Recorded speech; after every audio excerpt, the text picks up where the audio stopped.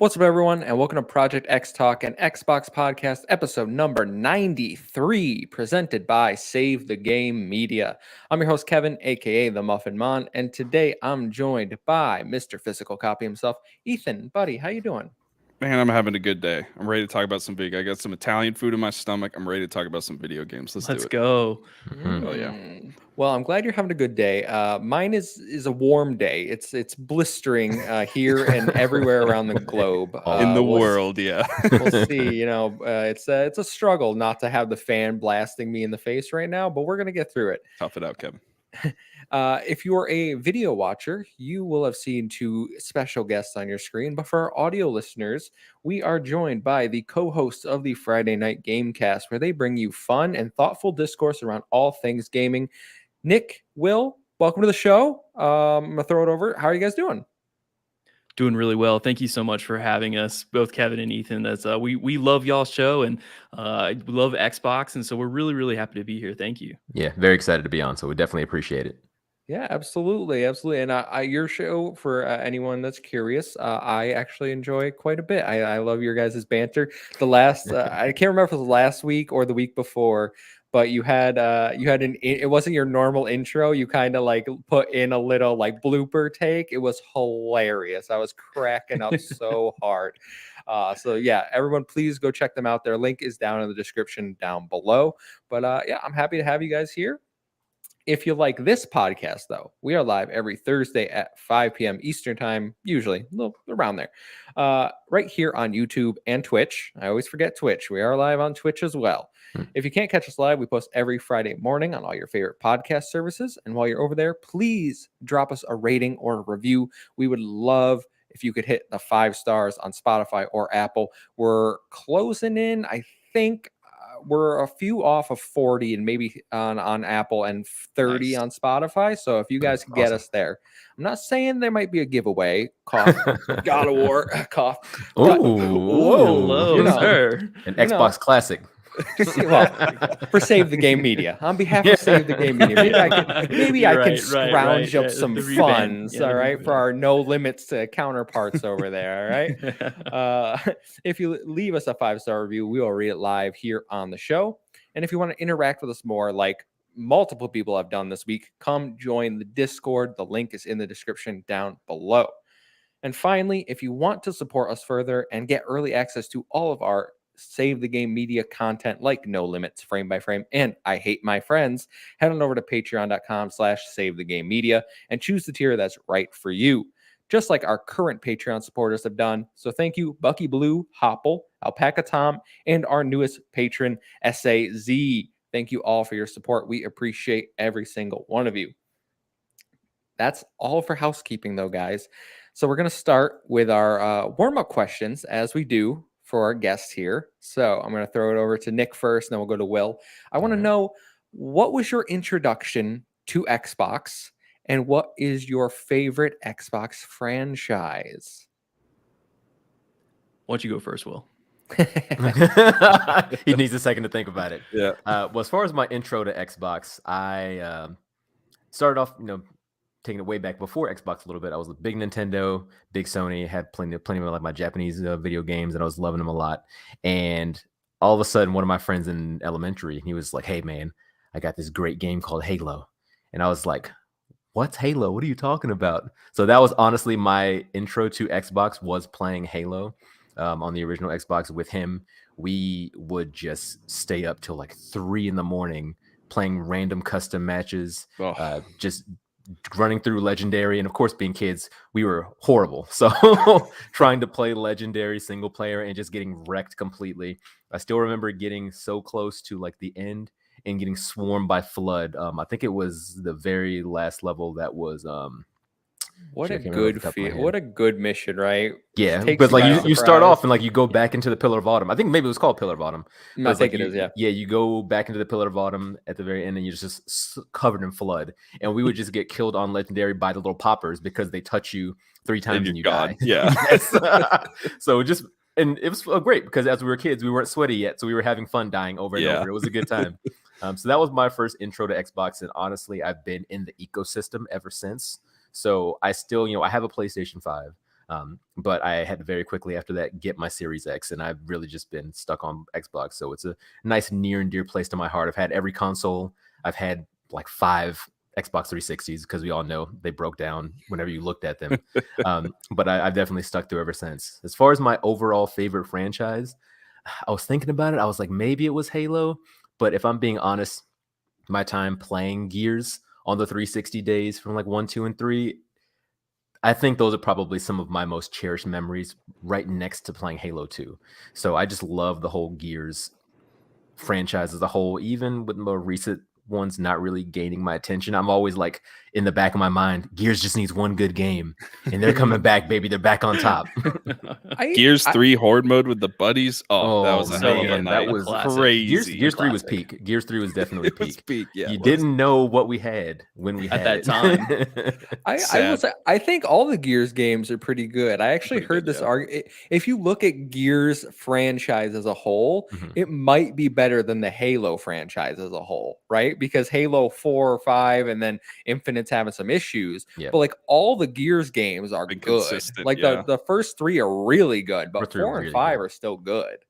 You can't say that about Halo. 4 and 5 aren't very good of Halo, right? Yeah. But you're not talking about Reach or ODST though. Oh yeah. Oh Yeah. boy. And if you bring in the side missions too, it's like Reach and ODST are both really good, and then Judgment is like okay. Good call. Judgment's Good judgment. Good call about Gears Tactics, though. Underrated gem. I do have to get into that. You know, I like Halo Wars more than Gears Tactics. I don't know if that's a hot take or not. I forgot about Halo Wars. That's another debate. That's a whole topic right there. That's a whole thing. That's a whole thing. Good choices.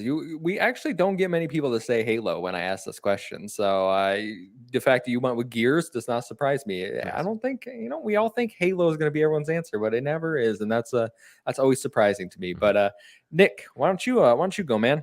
Absolutely. So, I feel like it's a little bit of a two-parter. Like that time in my life when Xbox first came on the scene for gaming, like I didn't have like as much access to video games. I think I had that very slim PlayStation 2 at that point in time. It was the really tiny one, and I was really into it and everything. And I think the first time that I was actually introduced to Xbox is I went over to my cousin's house, and he was playing Battlefield 1 on it, and I was looking at it, and I saw him playing it and going through those different levels as that clone trooper and everything, and I was just immediately struck as a Star Wars fan. I was like, I gotta get into this. And then it kind of goes from there, and he had like a couple of like Armor Wars, or like there were a couple of other like Gundam style games that he had.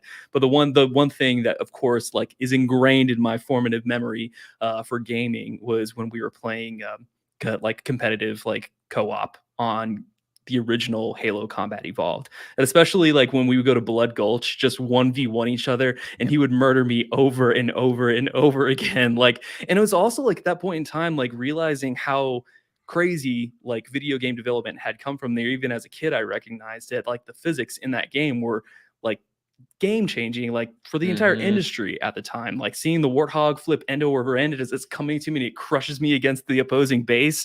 Like it was classic. And so definitely Halo and Battlefield, like those two games right there was like made me pop out. And like that original Duke controller, I think Brian and Ryan, they had a question. They were like, what are your favorite controllers? And I have to say, like, I've always had larger hands. And grabbing that original Xbox One controller, I was like, oh, this was built for me, wasn't it? I was like, oh, that's nice. I appreciate that. I like the Duke controller. That might be an unpopular opinion. I like it. Yeah, I think it is. I think it might be a minority opinion for sure. But in terms of my favorite franchise, it is a toss up between Gears and Halo for me. And in my heart wants to say Gears of War just because I love that franchise so much, but my brain, it's gonna settle down on Halo as my favorite Xbox franchise, period. Just all of the stories that they can tell, the relationship between Master Chief and Cortana. Like I remember going back and reading The Fall of Reach when I was like 13 or 14 years old and knowing that one day they were going to make it into a movie. And maybe we still get that at some point in time. Who knows? Who knows what will happen? I'm not going to say anything about Paramount Plus, but no, I know that you guys enjoyed that show legitimately. And I loved listening to your discourse about that show, just because it kind of brought to mind a lot of the more interesting topics or the way that the dynamics that they had in that show. So I definitely appreciated that. But yeah, got to settle on Halo for me. Ethan, I kind of blocked out that we watched every episode of that show. And, I know. Felt like a reviewed it. blur. Perfect. But these I guys wa- talking about all that stuff back in the day, it's about to make me cry, Kevin. We're gonna have a good cry. You know what?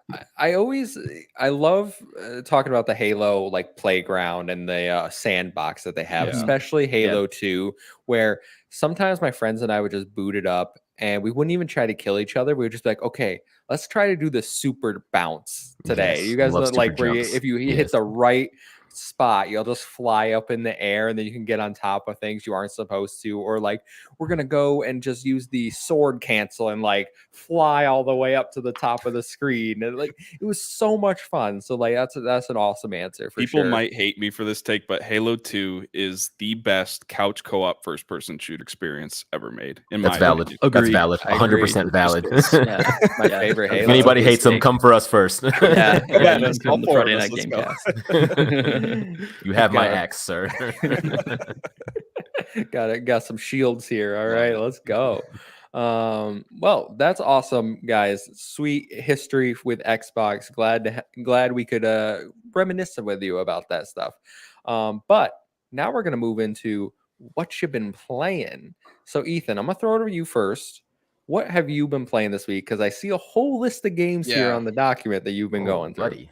I got 4 games. I'll try and get through them quick. If anybody wants to talk about one of them specifically, jump in and interrupt me. Don't mind me. So the first one, it's been an indie week for me. So the first one is Garden Story.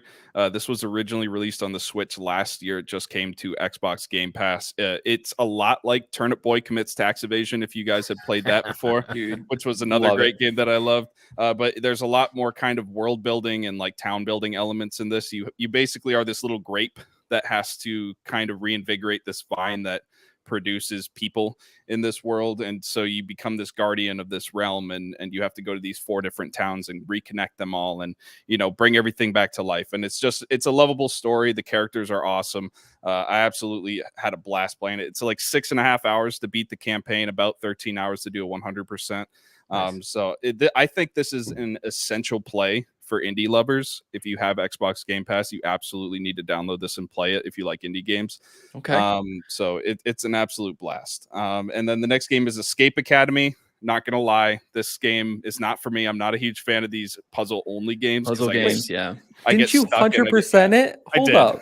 I did. It's not for me, but I I'm- did 1,000. He's like, I'm a god tier gamer. What do you want from me? I can't stop myself, so I kept playing it, and I would have to look up a lot of guides and do different things. But Escape Academy, if you're into that sort of escape room or puzzle type of game, this is a premier game. I mean, it's very well done. There were no issues for me while I was playing it. The puzzles were intuitive. There was a lot of different variation in the puzzles and stuff like that. So if you're into that sort of stuff, absolutely go out and play this game. It's a great game for people that like that. And then the next one is Klonoa Fantasy Revere series, or is it Revere, something like that. But this is what is it called? A bundle of 2 old Klonoa games remastered. Lots of fun. Kevin, I'm sure you're going to want to talk about this a little bit. Klonoa 1 was very quick. That was the remake of the 2008 Wii remake of the 1997 PlayStation game. There's a lot going on there, but it was very quick. I didn't necessarily enjoy it. It was kind of a boring 2D platformer for me. But Klonoa 2 felt like an actual serious 2.5D platformer that had a lot of great elements to it. I think the maps were more varied. I think there was more mechanics that were more interesting to it. And I thought overall it was a long game. I felt it kind of was a little too long, too many levels, but overall I think it was a lot more fun. The boss fights, though, way too easy, especially the last one. I felt the last boss was the easiest boss out of them all, and I got hit once. Yeah. I think I got hit twice or something like that. It was very easy. But for those of you guys who love those old style platformers, Klonoa is absolutely a game to go back to. I mean, I never had experience with it before. This was a great introduction to the series. So I absolutely enjoyed it. Kevin, I'm sure you want to say something. Yeah. I was gonna hop in because obviously I talked about it last week how I got the 100% in it as well. That's your third 100% in a row, by the way. In this list. Wow. You're making sure I get As Dust Falls is next. Oh, real? Okay. But are you that guy? Are you like the 1,000% if it's a game that I put on my list? Okay. It's a trophy hunter. Yeah. Okay. Every What's your gamer month score, he's- Ethan? It's not a lot because I had to drop my old account because I don't have Just access kidding. to that email. But Yeah. I'm working on it. I'm getting it back up Mm, there. he Getting is. all the way Nice. back. Gotcha. Every month he has a little competition with me and some people in our Discord, and he just crushing us like this month about like 4K at this point. I'm like, I That's think bro, amazing. June I I got love like that. 8,000 gamer score or something like My that. I got goodness. sweaty. I got Yeah. sweaty. Kevin, you got to go pull up Avatar, The Last I Airbender. can't You just do it. gotta grab a couple of those. Get Oh, it yeah, in yeah, Polish, you get it in Spanish. he bought like a $4.99 game and then With the did it easy the other 1,000. after because I'm I playing saw Peppa him. Pig too, Kevin. I'm playing Yeah, Peppa Pig. Peppa Pig. Peppa Pig for the No, win. No, You have to. my for all our patrons, my Peppa Pig review for the Make Me Suffer tier will be out on Yep. Saturday. All right. Hey. I played it. You'll get my experience then. All right. That's all I'm gonna say. But no, back to Klonoa. I Yep. do think it was I'm glad that they reintroduced this series. And I would love if they gave us a new modern Klonoa with Yeah. more of a 3D platformer, bring the series back, bring it up to today's standards, because I do think there are a lot of mechanics that probably didn't age that well, even in the remastered version, right? I know specifically there were a few times it's like the timing is a little ridiculous. There was some like like frame specific things that you had to hit, and the controls were just not intuitive enough Mhm. really to hit it. Like, for example, when you're running normally, basically you have two speeds: stop and run. Like that, Yep. you can't vary your speeds at all, and that's Yeah. kind of difficult to manage when you're dealing with a 2D platformer that you need to hit like a sliver of a piece to jump on and stuff like that. So that it did get difficult at times, but it was fun overall, I think. The modern Mhm. platformers really spoiled us, didn't they? With that, the Yes, the they actuation on do. all the controls. Yeah. They did. Especially like Ori and all that. It's just next Oh, level. man. Modern platformers are so tight and controlled, and there were times where you kind of feel like you slip off platforms in Klonoa, and it's like I Yeah. nailed that. I don't Yeah. understand. Yeah. So I'm glad you enjoyed it, Ethan. I was really worried that like when I started playing it, I was like, oh, he's gonna drop off this like he did KO the Kangaroo, because it is kind of like an old school type platformer. But I am glad you stuck with it, because I do think overall like my experience was very positive with Klonoa. Yeah. I wish the boss battles were a little bit longer though. I mean, I was beating bosses in 1:30. I don't They very much have that Mario 64 hit them 3 times and it's Yeah. over type Yeah. feel, Yeah, which is right. like it was the time, so I understood, but a lot of them were very easy. But if anyone doesn't have anything else to say on that, I'll move on to my fourth game, which I think this is an absolute wild card. This was a curveball to me. It was As Dusk Falls. I've gotten Okay. through 4 of the 6 chapters so far. This was a complete wild card to me. I didn't know what to expect going into this. I looked at the art style during the previews, and it was a little bit jarring to me. I didn't know if I enjoyed it. Yep. Holy crap. I mean, I have been blown away by this game. Oh, I mean, okay. I can't That's tell really you good to hear. yeah, I can't tell you how many times I've been on the edge of my seat, like just staring at this screen. Nothing's happening in the world around me but this game. The story is incredible. The voice acting is incredible. The atmosphere is incredible. At first, the art style can be a little jarring because it's something new. It's something novel. I've never seen it before. But I think there are times where it really adds to the storytelling narrative. I mean, the facial expressions on these actors and actresses, during this game, I think they really convey a lot of great messages and a lot of fear and a lot of emotion. There's some gut-wrenching moments in this game, like serious gut-wrenching moments, and I think they're really well portrayed in this. I think there are times where the art style can take away a little bit from what's going on, especially during really tense moments, like if there's a gunfight or something like that. I won't say any spoilers or anything like that, but there are times where you feel like it should be a little more chaotic, but it doesn't feel chaotic because you're just seeing these still images kind of move slowly throughout the map.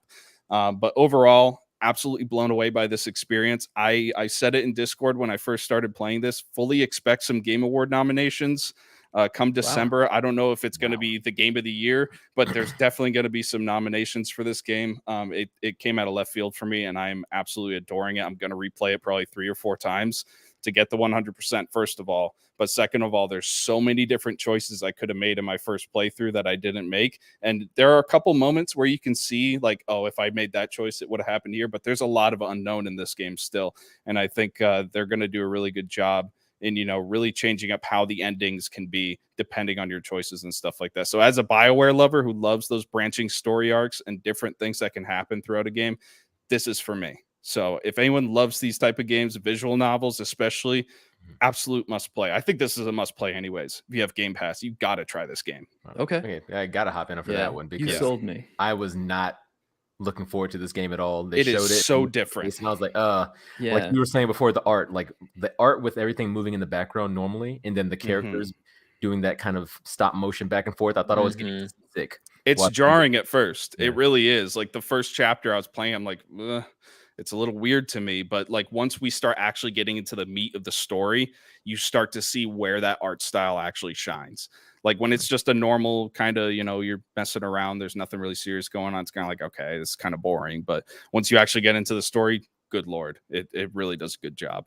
Microsoft needs to cut you a check then, because you definitely sold me on it. I need to go check it out. No, right? Maybe Give we us could some cut money, all of them a Gates. check, to be honest. Save the game media. Yes. But I'm telling you, the music too in this game is incredible. The way they use licensed music and remixes of songs. Like when they started playing Johnny Cash, there's this one scene they started playing Johnny Cash "Hurt" from one of his last albums. I almost cried. I mean, it was just such a deep emotional moment, and you're just like, oh my God, like, it's giving me goosebumps thinking about it. I can't wait to go back in. My wife too is locked in when I'm playing this. So if you have a family member that doesn't necessarily play video games, they're going to want to watch this because this is a great thing to watch. Man over here. I was say, it's not to stand out too much too, but I'm curious. I know they mentioned one of their really drawn, I would say not like a gimmick, but a thing they have is the multiplayer where you can do up to eight person multiplayer. Yeah. Have you had I'm a not chance sure. to tweak I'm around not with sure that how at that all, or you've works. just been doing solo? Just been doing solo. I'm not sure how that works. And then for anybody out there who Twitch streams, this has a broadcast mode where you can have your Twitch chat decide what your choices are. You can override them if you want,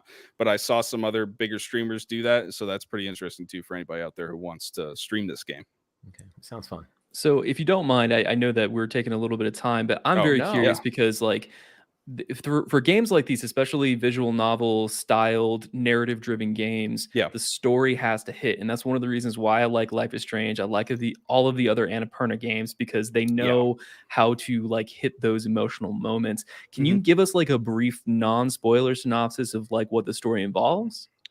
So it's kind of twofold for the first 3 chapters, and then you get introduced to another character in the next chapter. But for the first 3 chapters, it's twofold. You have a guy named Vince who's moving his family from California to St. Louis, Missouri, and he wants to drive old Route 66 to get there. It's him, his wife, his daughter, and his father. And then the other playthrough is you're the youngest brother in this family in this town in Nevada. This family's messed up. The dad's a drunk, a gambler. They're criminals. They get into trouble. The kid you're playing, though, is a good kid. He doesn't want to do this stuff. He just wants to be a park ranger or something like that. He loves nature and stuff like that, but he's getting wrapped into the family issues. Okay. And I'm trying to think of a way I could explain what happens without like crazy spoilers. Basically, the family of Vince gets stranded in this town in Nevada where these brothers are, or where this family is. The brothers do something horrible, and they end up somehow meeting with this family in a very tense situation. I'm doing my best not to, but they get in a very tense situation. And you have to make decisions during that tense situation. And there's a lot of different branching arcs. People will die in this, so don't get too crazy attached to these characters, which is really hard because they're really well done.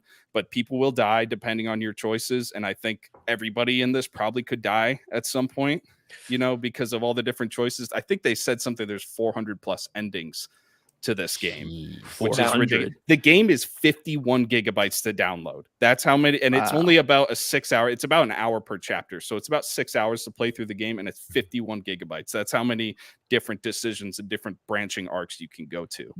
So it's pretty nuts. In terms of narrative choice games, do you like this more or the Quarry more? Because I know you like the Quarry a lot, and they're very similar style games. I need to know this because I love the Quarry. Wow. Okay. And I love the Quarry. That's not taken away from Supermassive. I love the Quarry. I love Supermassive, and I love the way that game. I think that game is just very different from this too. But if you told me which game do you want to play, I'd play As Dust Falls. Honest to God, which I never thought I'd play. If you asked me that a week ago, I'd laugh in your face. That's crazy. It absolutely captured me. It's nuts. It's awesome. Yeah, that's incredible. Well, thank you to Xbox. We'll expect the check in the mail. Day and date with Game Pass. You gotta It's love funny it. because I was making fun of them, you know, because they were promoting it so heavy. I'm like, guys, chill out. It's just some indie game no one's gonna play. And now I'm like, oh, I see why they promoted it. Yeah, they knew what they were doing. They knew It's that like it wasn't gonna be a heat. miss. It's like their big. It's like their big release for this month, especially. Yeah, and we were ribbing on it when we were talking about. We had that episode where we were talking about what is Xbox going to do for the second half of the year, and we were ribbing on like what as dust falls, whatever. Wow, I haven't heard a bad thing about it. All the podcasts, Carpool Gaming, all of them they played over there. They're really high on it. I know Kind of Funny was really high on it. Everyone that I listened to has been really high on this game, so it's certainly something on the radar now. It's worth trying out the first chapter. If the first chapter doesn't capture you, probably won't enjoy the rest of it. But man, just give it a shot. All right, I got weekend plans. Yes. Lady Mythicals over on Twitch, thanks for stopping by, says, I can't wait to play those games. I love choice-based games. Oh, yeah. This is the game for you then. Absolutely. Yeah, for sure. Nick, I'm going to throw it over to you next. What have you been playing? So I've been playing a lot of the, for listeners who've been keeping up with me, I've been playing a lot of the same for a while. Lots of live stuff has been happening. So I've been kind of inching my way through stuff. I think I'm finally coming into the clear with all this and I'll be able to sit down and get some serious gaming hours in. But for those who don't know, I've been playing through BioShock 1. The original. I have no idea about the BioShock narrative, the story. All I know is that, you know, they took massive inspiration from Ayn Rand. They kind of are, you know, they're implementing this really, really cool art style that's in the golden era of like the American age of civilization and capitalism and all that. And it takes place under the sea in this city called Rapture. That's kind of got some, you know, I don't want to say like steampunk elements, but like it's got a lot of really interesting specific art styles and that are kind of interwoven to it. So I'm having a great time playing it so far. It's clearly a dated shooter. But I still like, even then I can tell like the craft that went into it and how important this was for shooters at the time and how it's pushed the genre forward beyond even what Halo did. So what version you playing? I am playing the remastered edition that I got on the Epic Game Pass. So they were selling, I think it might have been a free. It was download. Free. I had it as well. It was free. Yeah. Oh, so really? yeah, we shout out to the co-op network over on Discord because that bot over there does a great job for like those cool call outs whenever there's free stuff on the Epic Store. So yeah, definitely enjoying that. So I got all 3 games whenever I want to like circle back around and maybe jump my way through 2 and then onto Infinite. I know that Infinite's an interesting game. People are it's a very polarizing game from our experience in terms of people who either hated it or love it. So I think Amon said that was his favorite game, right, Kevin? Out of my brother really likes Infinite. I know my brother. I know lots of people that really like Infinite, and I know just as many people that don't like Infinite. So interesting. Yeah. So every time people go back and forth, but I've been playing through that. I've been streaming it. And then also I've been working my way through Fire Emblem 3 Hopes. And let me tell you guys, this game is outstanding. It is so good. It is so good, guys. Now come back anytime. Let's go. I'm excited. Yeah. I don't have any exposure to a lot of the Warrior games. I was super tempted to get into Age of Calamity just because I was like, oh, it's a prequel to Breath of the Wild. I want to know more about the 4 champions, Rivali, all of them. But I ended up, it was like, it stayed at $60 as Nintendo games are wont to do. So I kind of was just like, maybe we'll see what happens and just kind of went forward. But as soon as I played 3 Houses, I was like, this game is just, it's bonkers how cool the lore in that game is and everything that's involved with it. And when they came out with this and saying that, I thought this was just going to be a sequel. With the way they marketed it to the push leading up with Nintendo, my assumption was that it was going to be a sequel and you have a new playable character. Obviously, they alluded to the fact that Byleth is going to be an antagonist in this game, and that's not a spoiler. That's just kind of what the narrative base is. Yeah, exactly. That's the marketing of this game. But I'm just having a great time running around, just blowing up a bunch of ads with the incredible player you play as this purple-haired kind of mercenary named Shez, and he is this class called a Flugel, so he's like a dual sword wielder, and he's great. He talks all day about, you know, being a mercenary, and I think that's kind of what all the archetypes for the individual characters in Fire Emblem do. But I'm just having a great time. The strategy, the impact, those anime scenes where they cut to like the different cross sections, or even like it is the most fulfilling thing when you're trying to work on your relationship with a party member and then you're fighting next to each other on a map, and then all of a sudden it cuts to that screen and you see both their faces and you're like, oh my gosh, they're about to do a team attack, and it is incredible. It's the most anime stuff you've ever seen. So that's I love it. I love it. So I can't get enough of that. Now, if I could ask a quick question to both Sure. of you, because you guys both are really high on this game. I'm a huge fan of Warriors style games. And I'm not.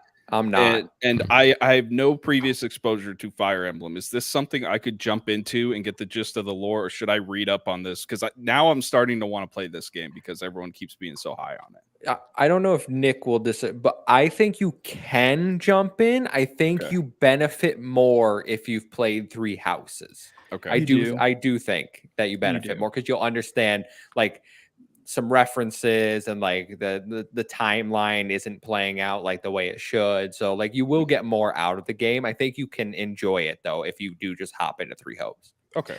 Yeah, exactly. I echo that sentiment from Kevin. I went on the Scarlet Blaze path, and there's a specific mission in like the first episode. Yeah, you know what I'm saying? I gotta go with Black Adodar. Eagles for I gotta go Black Eagles for life. Also, shout out to the voice actor Billy Cantz who voice acted Ferdinand. He did just recently pass away, so rest in peace. But I've really been enjoying it. And like to your point, Ethan, like there's this. You can go in there and they do an excellent job of defining the characteristics and the roles of each of the students, the kind of the party members that you choose for whatever class that you decide to be a part of. But like Kevin said, if you do have experience playing Three Houses, which can be like 144-hour game if you let it be, you do have a lot more of a reference base to the characters and what they mean to each other and their interpersonal dynamics, which for me is what sells the game. I love their interpersonal dynamics and the way they talk to each other. So. The cast in Three Houses is like so strong because they all have unique interactions with each other, like intertwining backstories between houses, like certain, and you learn about like kingdoms and like people like, oh, their house is in this region, and like what are the politics that play into I love like high fantasy lore. Yes, that sounds dope. I genuinely think you would love the lore in this game, Ethan. Okay. I absolutely adore the lore, and it's like if you played Three Houses, when Three Hopes picks up, like there are characters that are only mentioned in Three Houses, like Hilda's brother. He now has a physical character model that shows up in Three Hopes. So it's like, really cool. You could finally like characters that only referenced off screen are now actual characters that exist in the universe. This is, as I said, is the best expansion of like, this is what warrior games need to be going forward, not just little weird spin-off titles. Build upon the source material in a meaningful way, because they nailed this game. And just for reference, I put 600 hours into Three Houses, and I did all three paths in Three Hopes. There's no way. Wild. That's I did all 4 routes. Worried knowing the way I play games. Well, I did all 4 routes. There's 4 main routes, and the first one will take you probably 40 hours. Then they can get quicker and quicker after that. But then I did a hard run, and then I did a maddening run, which maddening is no joke. So, and then the DLC too, which is pretty short. It's a few hours long, but really I'm worth committed. First Thursday next month, I will talk about Three Houses. I'm going to get it. So. All right. I'm going to tune into that episode for sure. Yeah, for sure. I can't wait to know what house to go with, why you chose them. We'll see. Oh man, so good, good. Definitely. Oh, that's awesome, man. Great choices over there. Will, what do you got going on? Well, similar to Nick, I've definitely been working my way through a couple of the same games for the last few weeks. Just trying to pick and choose my gaming time. It's getting more sparse and sparse, of course, the older I get. But I have been enjoying what I've been playing, starting off with Guardians of the Galaxy on Game Pass. Yes. I am having a blast with that game. Because Ethan, so I heard that so have you finished it, or have you just played through it, or how is like your overall? I haven't 100% of it, but I finished it. Yeah, I'm so close, and I'm thinking about, honestly, because I'm enjoying it so much, I do want to do a second run and maybe just grab all the costumes and get all the collectibles and have the stuff. But that's nice. That's nice. I'm a fan of the series. That's nice. Yeah, now I know why they call you Mr. Physical Media himself. There it is. I love it. It's ridiculous. No, I am loving that game. It's like the way the characters interact with each other. I was initially worried because I'm a big fan of the MCU, and I do really like the Marvel Guardians of the Galaxy's movie. So I was like, oh no, it's gonna be Eidos Montreal doing Square Enix. They're gonna do the same thing they did with Marvel, the video game, where it's like knock off Captain America, knock off this, and they sound goofy. And initially, I think I was kind of hearing that, but the more the characters interact, the more they just have that back and forth chit chat and dialogue. Specifically, Rocket. Rocket is a complete riot during this game. Every time he opens his mouth, I just have to like just like hold back a laugh. I could tell the voice actor for Rocket nailed his personality. Every scene where you either throw him or like think about throwing him is so funny. It's so good. Oh god, I never threw him. I couldn't bring myself to throw him. I couldn't do it. I was like, I'm gonna get on his good side, and he's an ass anyway. So I'm like, okay, play that through was two. that was a huge problem I had when I played it. I was so nice to him, and he was still such a jerk to me. Yeah, throw his ass. Yep. I was like, oh, in canon, he's just a jerk. Cool. Gameplay number 2, like when I go through the second playthrough, definitely throwing him. So, but no, loving the dialogue, the way the characters interact. All the costumes have looked really good too. Funny enough, I was just posting on Twitter recently, and I was like, hey, I'm really loving this game. This is fantastic. You know, at Guardians of the Galaxy that made the game. Had a couple people in the comments chatting back and forth. And they're like, oh, what's that outfit? That looks super weird that Gamora's wearing. It was like Gamora looked like she came from Warped Tour. Yep.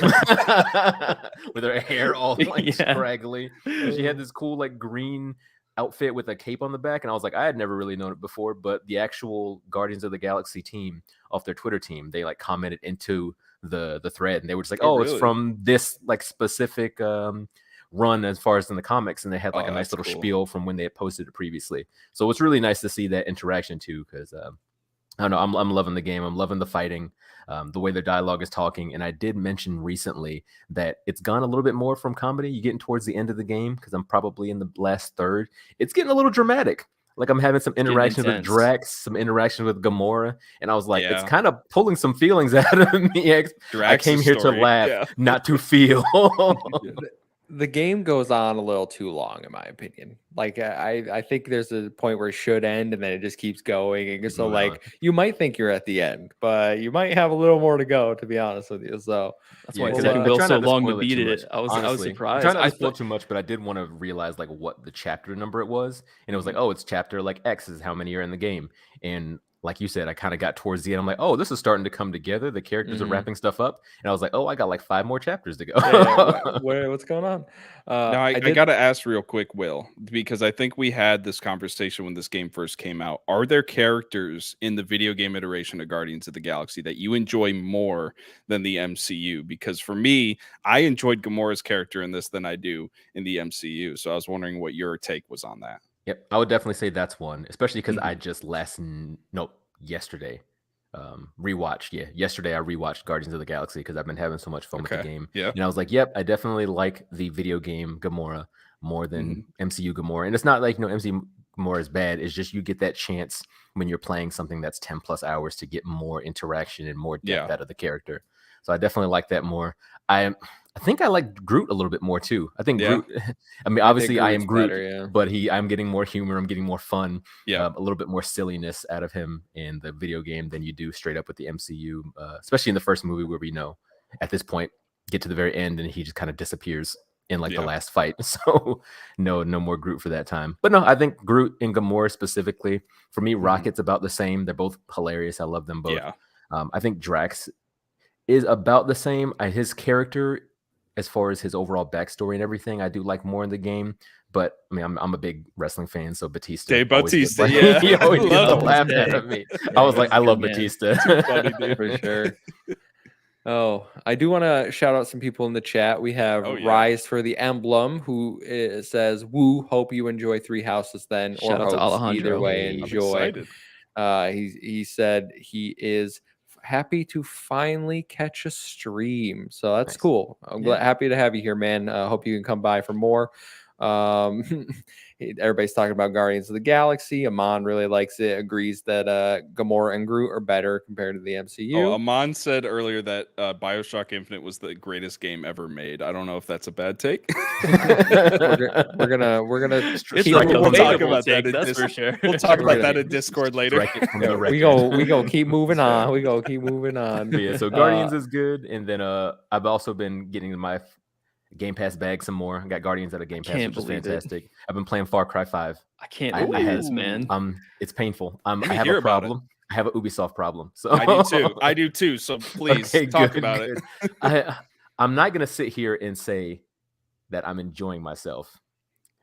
That being said, there are certain parts of the game that shine so much regarding specific characters or just like a couple of little storylines that it is slowly pulling me along. The story itself isn't, but just those interactions, like the Fangs for Hire, for example. We talked about this a little bit in our last stream that we're going to have with the animals. And Cheeseburger, the diabetic bear that rips apart bad guys, is fantastic. Yeah, I was like, between him, you got Peaches, who's the cougar, who's like the stealth cougar, and then of course classic Boomer. You can't have a video game dog without them just being like one of the most lovable animals of all time. Shows up in Far Cry 6 too. You got to get Boomer. Oh, Boomer specifically shows up in Far Cry Boomer's 6? in Far Cry 6 in one of the DLCs. You can't tell him things like that, Ethan. He's going to waste all his time in those games. I was like, take my credit card, but no. Do it. But no, I've been enjoying the Fangs for Hire. Like I said, the story itself is okay. Joseph Seed and the other like generals. I think it's interesting that you're kind of breaking it up by generals and not just the camps, but you're specifically targeting certain people. But I'm really waiting to see more of the story meet. I've just been dealing with Jacob right now, and it's kind of cool when he kidnaps you and makes you do crazy stuff like you're getting psyoped. But I guess until I get a little bit later into his story and see more of the interactions between them, then I have to reserve my judgment as far as the story goes. But it's been okay. If you like Ubisoft, if you like checking off things on your checklist and taking out people in camps with a giant bear by your side, then I mean, it's worth it because it's Game Pass.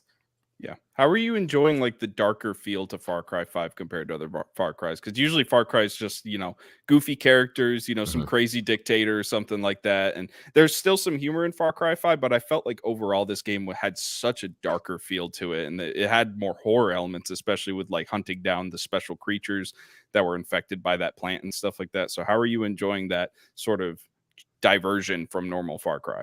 Yeah, I don't know. I'm of two minds about it. Part of me is like, okay, it's interesting that they're going a little bit darker, and it makes what you're doing as far as like some of the ultra violence a little, more visceral. It has you, okay, I'm going to pay attention to how I'm like hurting people, how I'm doing damage. But then again, it takes me out of it when I'm doing something like shoot somebody with a shotgun at point blank range, and then they look like 100% fine. I guess I've been I've been tainted a little bit by playing Last of Us 2 last year. And you hit somebody with a shotgun and I'm like, oh, I hit somebody with a shotgun. Yeah, their leg flies like off they're the body, missing things. Yeah. So it's weird because it kind of takes me out of it. Like I'm like, oh, this is dark and it's kind of messy when they like writhe in pain, but then they look 100% fine and it's okay. And then another part of me really misses the more kind of colorful goofiness. There is still there for sure. But for me, Far Cry 4, Far Cry 3, which is probably still my favorite Far Cry 3, is that it does hit you with, this ultra violence, but it's so goofy and like doesn't really take itself seriously, or at least it kind of doesn't want you to take it seriously. I feel like it meshes well versus trying to like go too far down like a dark, more grittier path, which is kind of what made me stay away from Far Cry 2. Hopefully not attacking any Far Cry 2 fans. I tried playing through it and I was just like, it's a little too normal as far as like, okay, I'm like in Africa, I have malaria and I'm hurting people, but there wasn't anything to kind of be like, oh, you're having fun while you're doing this. It's almost like, am I simming being a mercenary right now? Yeah. Oh, well, I'm gonna refrain from saying anything about Ubisoft. Don't get Kevin started. Don't get pull out the soapbox. Not for me, let's say that. But I will go now and just run through my games. 44 minutes in. I hope everyone's got we're having a good time here. Yeah, we're having a great time. Tell you what. So I've played 3 games this week. Yeast 9, Monster Knox, still working my way through JRPG, in case anyone's curious. I know last week, Ethan, I told you I wasn't sure about this, slow start. Yep. Wasn't sure if it was as good as 8. This game is phenomenal. I think I like it more than 8. I am absolutely in love. Yeah, I'm in love. There was a point in the story where it just turned and now I'm fully in. I'm like, what is going on? I have to know. You have to keep playing. The characters are much more fleshed out, I think, in this one. Maybe I just like them better, like their designs better, but absolutely phenomenal. Loving this game. The combat is awesome one. Like I said, last week I was like, when you get more skills, I think maybe it open up, and it has for sure. Is it a I'm like, completely different story from East 8, or is it the same yes, characters? no. Okay, So the only in the Yeast series, you have Adol Christian, who is the main character in every game, but they're not connected. It's very weird. It's a very interesting way to do a JRPG. So it's like Tales, but with a connecting character, like a single character. Yeah, if like Alphen from Tales of Arise was the character in every Tales game, but like he kind of just ignores the other adventures he's been on. That's kind of what Adol does. They sometimes reference like old things, but like if you didn't play the old games, it'd just be like, he's an adventurer. He's been on things before this. So it's like not must play things. So really loving that game. Can't wait to play more. I have no idea how much longer this game is though, because I'm like 7 chapters in. You're gonna put 100 hours into it, Kevin. Easy. I'm getting the last party member right now, I think. So like at that point, I'm like, well, I'm probably halfway done or something, like a quarter of the way. It's a JRPG. You're almost there. Yeah. Other game I've played also on PlayStation is Stray. Yes, talk about this. Let's go. I beat it. Really liked this game. I think this game is very pretty. It's very fun. I know some people were concerned, like, because the platforming is those button prompts where you see the X and you jump up there. I don't mind that so much. That's completely fine with me. I've played other games that are similar like that. The game does have a very, like, the aesthetic was not what I was expecting. Like this almost cyberpunk-esque futuristic type deal. With the robots, exploring the city and the different environments is a lot of fun, because the way the game works is you get kind of clues, right? It's like, oh, we need to go find this, and they don't tell you where it is, but they kind of give you just enough information. Like if you examine the surrounding area, you'll know where to go. So like, oh, if we look for a building with a smiley face on it that is like glowing orange or whatever, you can look around the city and be like, oh, it's up in that corner. And then you have to figure out how to platform up there throughout the like city landscape. There's puzzles you have to there's a lot of puzzles. If you don't like puzzles, this probably isn't for you, because there are times where it's like, well, what am I supposed to do here? Oh, across town, there's people chucking paint. I have to make them drop paint and then open the laundromat door and go in and steal this one thing and bring it back. Like, it's never explained to you, but it always is giving you like little hints and pieces of information to figure it out. So my quick question, just to interject there, in terms of like the puzzle games, and I that's what I see is like it's a puzzle platformer for this game specifically. But do they make you feel empowered while you're playing it? Do they make you feel kind of like good about, oh wow, I just solved that, or is it kind of just like I'm just getting through this? No, I for sure, because there were times where I was like, I don't know where to go. Like, I don't know how to solve this puzzle. Okay. But if you just like stop and think, because I didn't look anything up, which is like a proud feeling, like this is like, I thought I was gonna have to look stuff up. But if you just take a second, if you just take a second and look at the surrounding area, it's like, okay, how do I turn this power on? Oh, well, maybe if I follow the giant cord that's sticking out of the machine to wherever it goes, I'll find the answer. So it is kind of things like that, where if you just take a moment, like take a breather and look around, you can probably figure out what you need to do, even if it isn't immediately obvious. Like just go with it, and it will probably work out, because it is very much in a game where it's like, they're not hard. And after you figure them out, you're going to be like, oh, of course that was it. Like, why wouldn't, like, obviously, but at the moment you're a little like, what do I do? But no, I really liked it. The soundtrack, something I haven't seen people talk about. Amazing. This is maybe one of the best soundtracks I've heard all year. Wow. Sometimes like I will just be like, okay, I've heard the songs, I'm going to put on a podcast. Like, especially for this game where there's no dialogue, this is a game you could easily put a podcast onto. I think if you do that, you're completely missing out, because the soundtrack is so good. Is it like a synth wave or like retro rave? No, it's very like synthy. I love it. It's very nice. I enjoy. It's liked it a lot. I only had only technical issue was toward the end of the game. One specific area, frame rate dropped massively. Like it was crazy. And like I have VRR on and everything. So I was really surprised by that. That was the only really technical glitch I had. Other than that, if you want to go for the platinum, I hear it's an easy platinum, not something I'm willing to do. I played it. I enjoyed it. Now, I gotta ask real quick: is this like sort of a linear adventure, or is there side things you can do along the way in this game, or is it just completely like straightforward? It's linear. Everything you probably like when you first get introduced to it, everything you think is a side thing is most likely tied to a main thing you're going to have to do anyway. But yeah. Grumble in the chat says talking about Stray. Yes, I am. I am talking about Stray. Thank you very much for I guess it's pretty obvious when you're talking about the cute little cat game. Yeah, the cat game. Little cat game. Little cat game is dope. Really enjoyed it. So yeah, if you don't like puzzle platformers, probably not for you. I did beat it in about 5 hours. I got it through PS Plus Extra. I know some people were a little upset on Steam that they paid $30 and it was only 5 hours long. Personally, I think $30 for 5 hours is a pretty good deal. Fine. But what are you gonna do? Can't please everyone. It has very good reviews. So if you're on the fence, I definitely suggest picking it up. Either on Replay Steam, value, or is it pretty much one and done? If you can't get different endings. So like if you play it once, you know the solution to everything. If you want to go for the platinum or the 100% or whatever, then yeah, go for it. But I believe Grumble says it's the one game I'm envious about not being able to play on Xbox. I do believe it's timed exclusive, so it might come to Xbox at some point. It'll probably be like a year, but still, it'll eventually. 6 months, year. Yeah, it's probably coming to play Xbox at some point. It's a good Game Pass game. Oh, that'd be nice. That'd be nice. I mean, they're doing good numbers. This is Annapurna's like most successful game or something. Annapurna loves Game Pass. Yeah.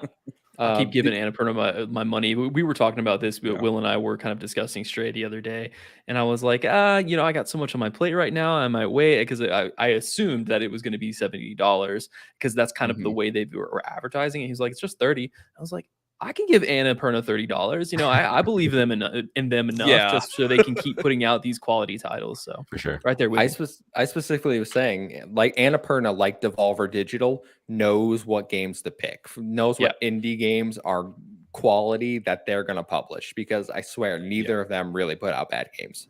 Right. Last game I want to touch on before we get into the news. Almost an hour in. Let's go. Multiverses. Let's talk on that for sure. Got a drop from the Twitch streams. I have put quite a few hours into it, maybe 5-6 hours into it. First initial impressions was the game is fine. It wasn't really hitting the way I wanted it to. At one point I was like, I think Nickelodeon All-Star Brawl is better than this, which is like controversial to say.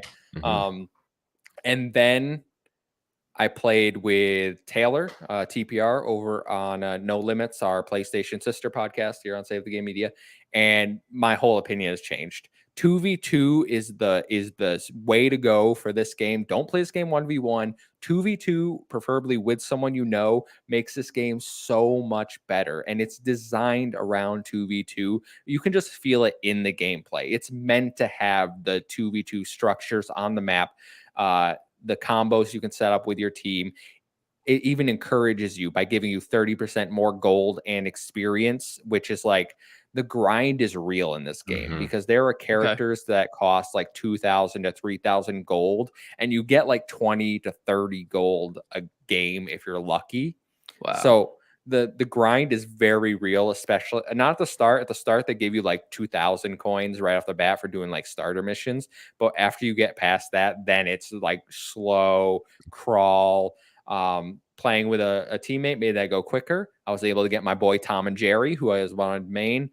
Absolutely loving it, man. They are so much fun. That's what I was gonna ask you. Are you maining Tom and Jerry? But yeah, yes. I personally, I would be an Arya Stark main. I'm gonna be honest with you. Is she good? Is your character good? As far as I know, for early impressions, people say she's good. I've only seen one Arya Stark, so I can't speak to her myself, because you get, from my impression, you get 5 starter characters, and then they give you Wonder Woman for completing the tutorial. So those starter characters are free for this week, and then they're going to rotate the free characters every week to try to let you play people, figure out who you want to buy, and then you can either pay real money. It's like, I want to say it's like $10 a character, or you can pay 2,000 to 3,000 coins. And then, so I got Tom and Jerry. I saved up all my coins, grabbed him. Tom shoots Jerry as one of his moves out of like a slingshot, and then you can shoot tennis balls, and Jerry will hit them back at you, and then you can take out a tennis racket and it does like a crazy like power shot to hit people. So he's a very like complicated, like big brain character. So cool. Really loved it. I will say some of the pricing is outrageous because I don't know. WB has decided that they're going to decide what's considered rare, common, uncommon, legendary skins or taunts or whatever, and they're going to price those however they want. So my Tom and Jerry alternate skin is 500 Gleamium, which is about $7. So if I wanted a different skin, I pay $7. If you want the Batman the animated series skin for the Batman character, that's going to run you $20. Wow. Yeah, they know that's a bit much. They know that's what a bit we excessive. want.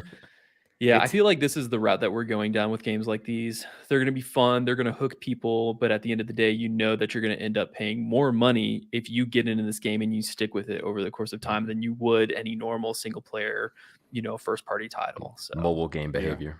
And this kind of opens up to a question for you, Kevin. You're a fighting game fanatic. You're a competitive Smash player. For those of you that don't know, I mean, you love fighting games. Okay. Is this something that you are fine with if you see fighting games become free to play, or would you prefer to just be able to buy them outright and have all your characters be unlockable through gameplay? I much prefer the Smash model to I would much have rather bought this game for $60-$70 and been able to unlock all of the characters. And then if they want to introduce skins, fine. The pricing is absolutely ridiculous in my opinion. $20 for a skin. I don't care. I don't care what skin it is. That's Halo Infinite stuff. Oh yeah, no, it is. Honestly, that's like predatory. It's nonsense. Yeah, it's rough. That is crazy to me. I can maybe a character with like with some skins and stuff, like as a little bundle, but like just one skin. And there's no pricing structure. Like you don't know what skin is going to cost what until you're like looking at it. Now hold on. The skins also come with different move sets, right? Because they're different characters. No. Not as far as I know. The skins are all the same. Just a cosmetic change. Yes, just a cosmetic change. You do get perks that change. Like they add a little bonus something. It's more of a teamwork thing. Perks I actually don't mind as much as I thought. I don't think they like break the game compared to other platform fighters and fighting games. But no, I would much prefer Smash, where I buy the $60 game, unlock all the characters, and then pay for DLC. Maybe throw in microtransactions for skins.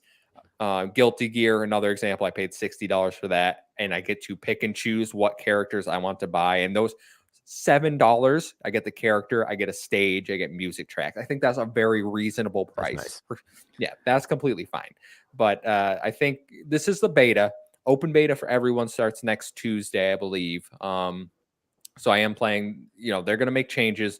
Hopefully they increase the amount of coins you get, maybe fix their pricing structure. We'll see how the game evolves over time. Gameplay wise, I don't think it is the Smash killer everyone was hoping for, because we see a lot of like any platform fighter. No, it can't be. Smash is too big at this point. Well, and it's too ingrained in the community. Even then, there's something about Smash where it just feels better to play than these other platform fighters. This one feels floatier than Smash. Your hits don't really feel all that different. Like my normal attacks compared to my special attacks don't feel particularly different. Where like in Smash, every move has like a feeling to it, right? Like if I hit a Falcon Punch, I know I hit a Falcon Punch. Right. Exactly. So, there's something that these other developers, when they're making these platform fighters, they haven't quite nailed the feeling yet. I do think this game has its own feel, has its own style, and they're going for that. And I think what's there is fun and good, and I'm excited to play more. But it's in terms of like taking down Smash, it's a far cry from that. They don't have the sauce. They don't have the secret sauce. Well, I'm sorry. I have one question for you, and this is completely silly, but Will Shaggy go Super Saiyan and beat Goku? Well, he can go Super Saiyan. Taylor was going Super Saiyan, and if when you're in a team, you also go Super Saiyan. Your teammate goes Super Saiyan. Oh, really? Hey. Okay. Yeah, well, Nice. That's what's up. like he So gets the maybe aura Shaggy around and him. Velma together, they can take on Goku. Okay, Let's say got Super it. Saiyan Tom and Jerry. It's sick. I will say every character in this game has very like unique animations, and like their movesets are very like, oh wow, that makes sense for that character. Like I think they've done a great job with the animation part of this game, because that is really like really awesome. Like Velma's head gets big brained when she like looks for clues, and when she finds clues, she becomes more powerful. Like it's a whole nice. silly thing, but That's like cool. it fits, right? Like fits for Nice. her character. So yeah, I'm excited to play more. That's all I got on multiverses. Fix your pricing. That's Yeah, fix that's all I it. gotta Do it say. now. Yeah, do it now. All right, boys. Hour in. You ready? Move get on this- to the news? Let's go. Do it. The news. Let's get into it. News for the day. All right. Man. So have a seat while I grab some books from the library and tell you this week's stories. Because story number 1, Grounded is getting a TV show. Obsidian's smaller project, Grounded, has seemingly exploded in popularity on Xbox. The surprise Xbox hit is reportedly the latest video game that is going to be adapted for a TV series. This information comes via Deadline, but has since been confirmed by Sarah Bond over at Xbox. It is expected to be an animated series. No word on release date or when it will begin production. Ethan, I'm gonna throw it to you first. What are you feeling about Grounded? I love Grounded the game, especially when I'm playing with people I know, and we have fun. Me and Garrett, Wayworn G, we played Grounded a lot back in the day. Maybe like 6 months ago, we got really into it. So to see it come to TV is pretty cool. I'm wondering what streaming service they're going to go with. I wonder if they're going to stick with their relationship with Paramount Plus on this one, or if they're going to move to maybe a streaming service that's more friendly to animation, like Netflix or Disney Plus or something like that. So we'll see where they want to go with that. I was kind of disappointed when I heard animation, because I wanted something along the lines of Honey, I Shrunk the Kids. That's what I was gonna say. That's what I was Yeah. gonna say. Do a total 90s aesthetic, like an answer Yes. to like the Stranger Things, but Honey, I Shrunk the Kids. That's where I was going with it. So That'd be awesome. That would be cool. It'd be pretty awesome. It would be really cool, but I bet you in an animated, application, it's still going to be a fun watch. I think this is a great sort of, backdrop for a story, is, people getting trapped in a yard super shrunk down. I've always thought, since I first started playing this game, that this would be really good, setting for a movie or a TV series. So it'll be interesting to see where they go with it, and I'm excited for it. I was muted. Sorry. Yeah, absolutely. So Grounded is one of the few survival games I actually enjoyed. Oh. Marcus McCracken in the chat says, I just lost video and sound. Am I the only one, or is it my internet? I think it's your internet, because I have the stream pulled up here on my phone and it looks good. So maybe refresh that, Marcus. But yeah, like I said, Grounded was the only survival game I was getting into. I played it with my friends. It was a lot of fun. Like, okay, we're going to build a giant base over the water, like have like a kind of a condo above the ocean for Yep. no reason. And it was like, all right, we got to go kill these spiders. So I think this has a lot of potential. I would either like a Disney. I don't know if it can go on Disney Plus. I feel like it would be. I feel like it would be really good on Disney Plus, though. Is the thing. Yeah. It would So, make like, sense, but I think doubt so. that they will. Yeah, no, I doubt unless they make Disney's been streaming third-party like anime titles and stuff like that have nothing to do with Disney. They're Disney starting Plus? that relation. Disney Plus, they're about to release a new anime. I think Brianna, one of our No Limits hosts, was talking about an anime earlier today that's going to be on Disney Plus. So we don't know who. I don't think we know who's producing this. So maybe Disney could handle like the production. It says and then it Waterproof could go. Studios / XC Productions, paired with a couple of other production companies are going to be doing it. So it seems like a Missed collaborative that. endeavor. Gotcha. I feel Gotcha. like Okay. Disney and Microsoft is too powerful together. I don't know if we Yeah, can let yeah, that yeah. happen. That's dangerous. That's too much. Like, no. Like, bro, it's a, We're it's shutting a that down TV right now. show. It's a TV Yeah. show. What are you doing? Yeah. No, but okay. So maybe Netflix and the usual customers then would probably be the. That's the where I would space go. for this. Netflix. Yeah. Yeah, I Netflix makes think sense. this could be good. If there's a Microsoft property that could work as an animated show, I think Grounded is certainly the one. it can't be any worse than the Halo TV show, right? Like it's only up for here. Don't be too hard can't. on it. Come on. Kevin watched the and last I are episode, one right? mind of this idea. The more I think about Master Cheeks Yes, and sir. and that sex scene, you know, Oh, I just man. It was awful. It was the most cringe moment on television, Ethan. It was the most cringe Here- thing that I have ever look seen, what you at did. least in my recent memory. I don't have Stop great bringing up long-term memory. legitimate points. Stop it. no, Nick, what are you feeling about Grounded TV show? Is this are you a fan of Grounded? Is this something you would see yourself or maybe some children watching? So I know that Obsidian has been working on this for some time. I know that this specific title as a game has been a little bit of an uphill battle for Obsidian to get a player base into. Their launch was kind of weak. I know that they were experiencing some technical issues, but at the end of the day, they ended up getting a player base in there. So shout out to Obsidian for doing a good job for that. I love the accessibility support that they've integrated in the game for the people who do have fears like arachnophobia or other fears of insects that they've gotten in there. So you're able to play the game. You're able to enjoy the gameplay with friends, and it's just a great example of how important that is to the people who are the disabled community. So I think that for this show right here, I this is not my aesthetic. It's not my kind of game. So I never really got the chance to get my hands on with it. But what I will say is that this looks like a perfect way for Netflix to continue down the route of acquiring gaming IP to put on their platform to bring in an audience. I think Netflix is going to try really, really hard to stay relevant in these next coming years, especially with the streaming wars kind of heating up as we see them right now. Disney Plus is very relevant. Amazon has been killing it for years now with The Boys and with Invincible and all these other titles. So if all of these titles, I mean, we know that Horizon is going to come. I don't know if there's been talk on whether or not that's going to be a live action series, if it's going to be animated. It does not make sense for them to do Horizon as a live action series because I doubt they have the budget or the production company that could pull that off in a legitimate way. But I think Grounded is a perfect medium ground, right? I think that it's not a very widely known, it's a little bit niche.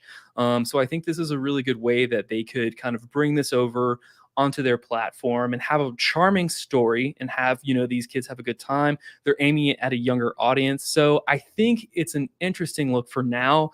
We'll see if they can stick the landing. For sure. You bring up an interesting point with Netflix. They're kind of in a bad spot right now, right? I think we just saw they lost 1 million subscribers last quarter, which was like 4 times the amount they lost in the previous quarter. I've unsubscribed from Netflix. Personally, I don't really like their service that much all these days.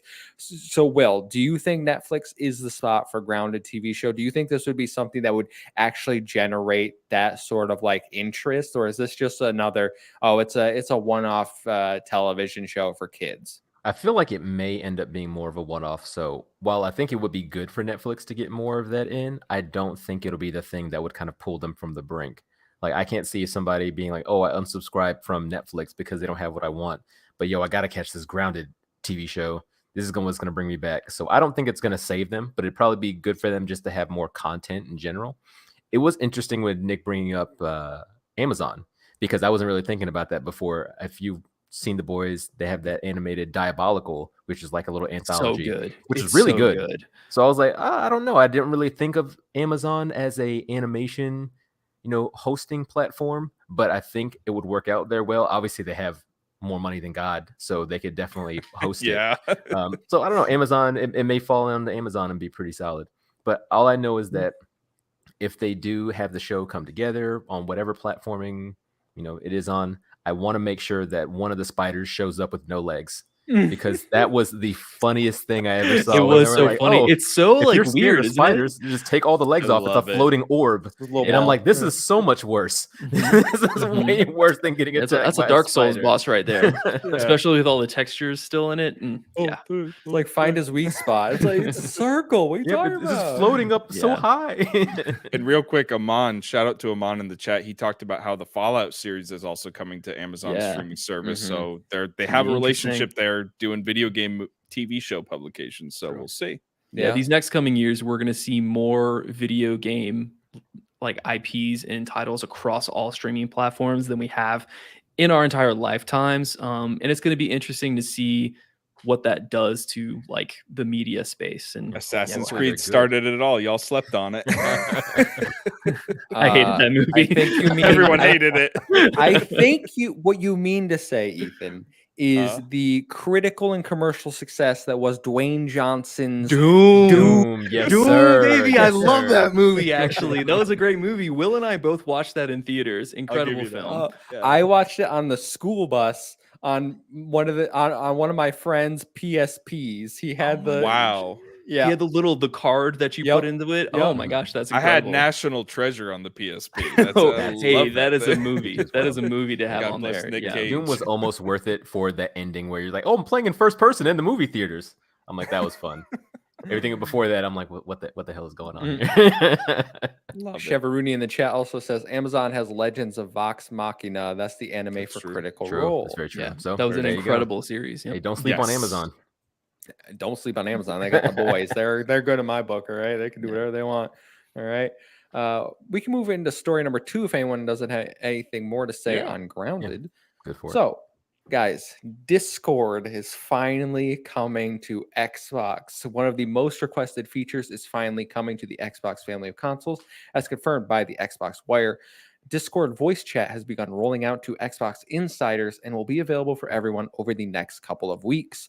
The update allows you to link your Xbox and Discord accounts together and join Discord voice channels from your console. However, it appears the process may be a little more cumbersome than as expected, as you'll need to join the Discord call from your mobile app and then transfer the call to your Xbox device. So, Nick, I'm going to throw it over to you first. Discord on Xbox. We're finally getting one of the major platform holders bringing it over. What do you think? I got one thing to say. Jim Ryan, where you at, baby? Where are you at? You're not going to do anything like this on PlayStation, are you? I think they did actually talk about PlayStation, it was Microsoft approached Discord, but I think there were rumblings of PlayStation also doing the same type of integration deal.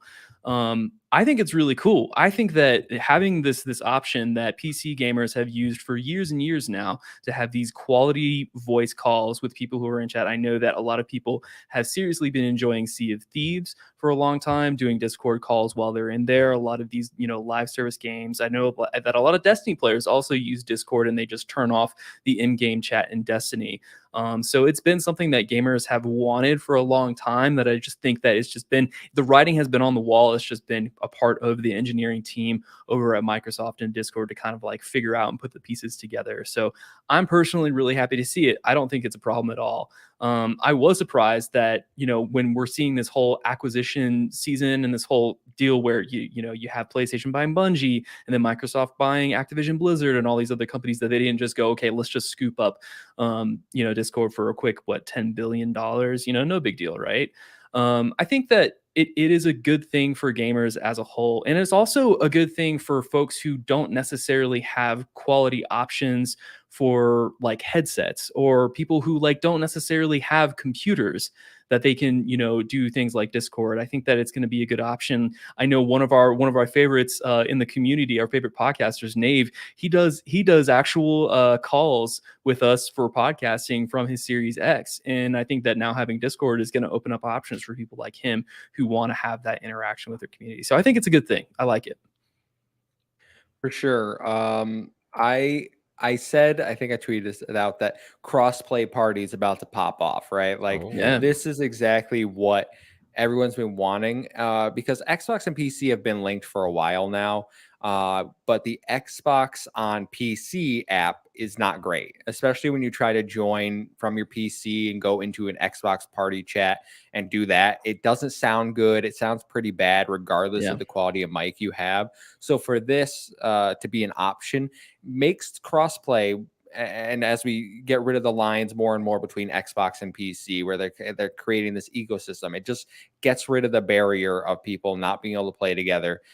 No longer will I be like, oh, it happened literally the other night. We were playing, we were going to play Fall Guys with our podcast homies here, Brianna, Taylor, and Amana, and I were all like, okay, let's play some Fall Guys. And I was like, what are you guys playing on? And Brianna was like, oh, I'm going to play on PC. And then Amon was like, I'm gonna play on Xbox, and I have it on everything. Literally, like my PlayStation, Xbox next to each other, but they both have Fall Guys, and my PC is Fall Guys.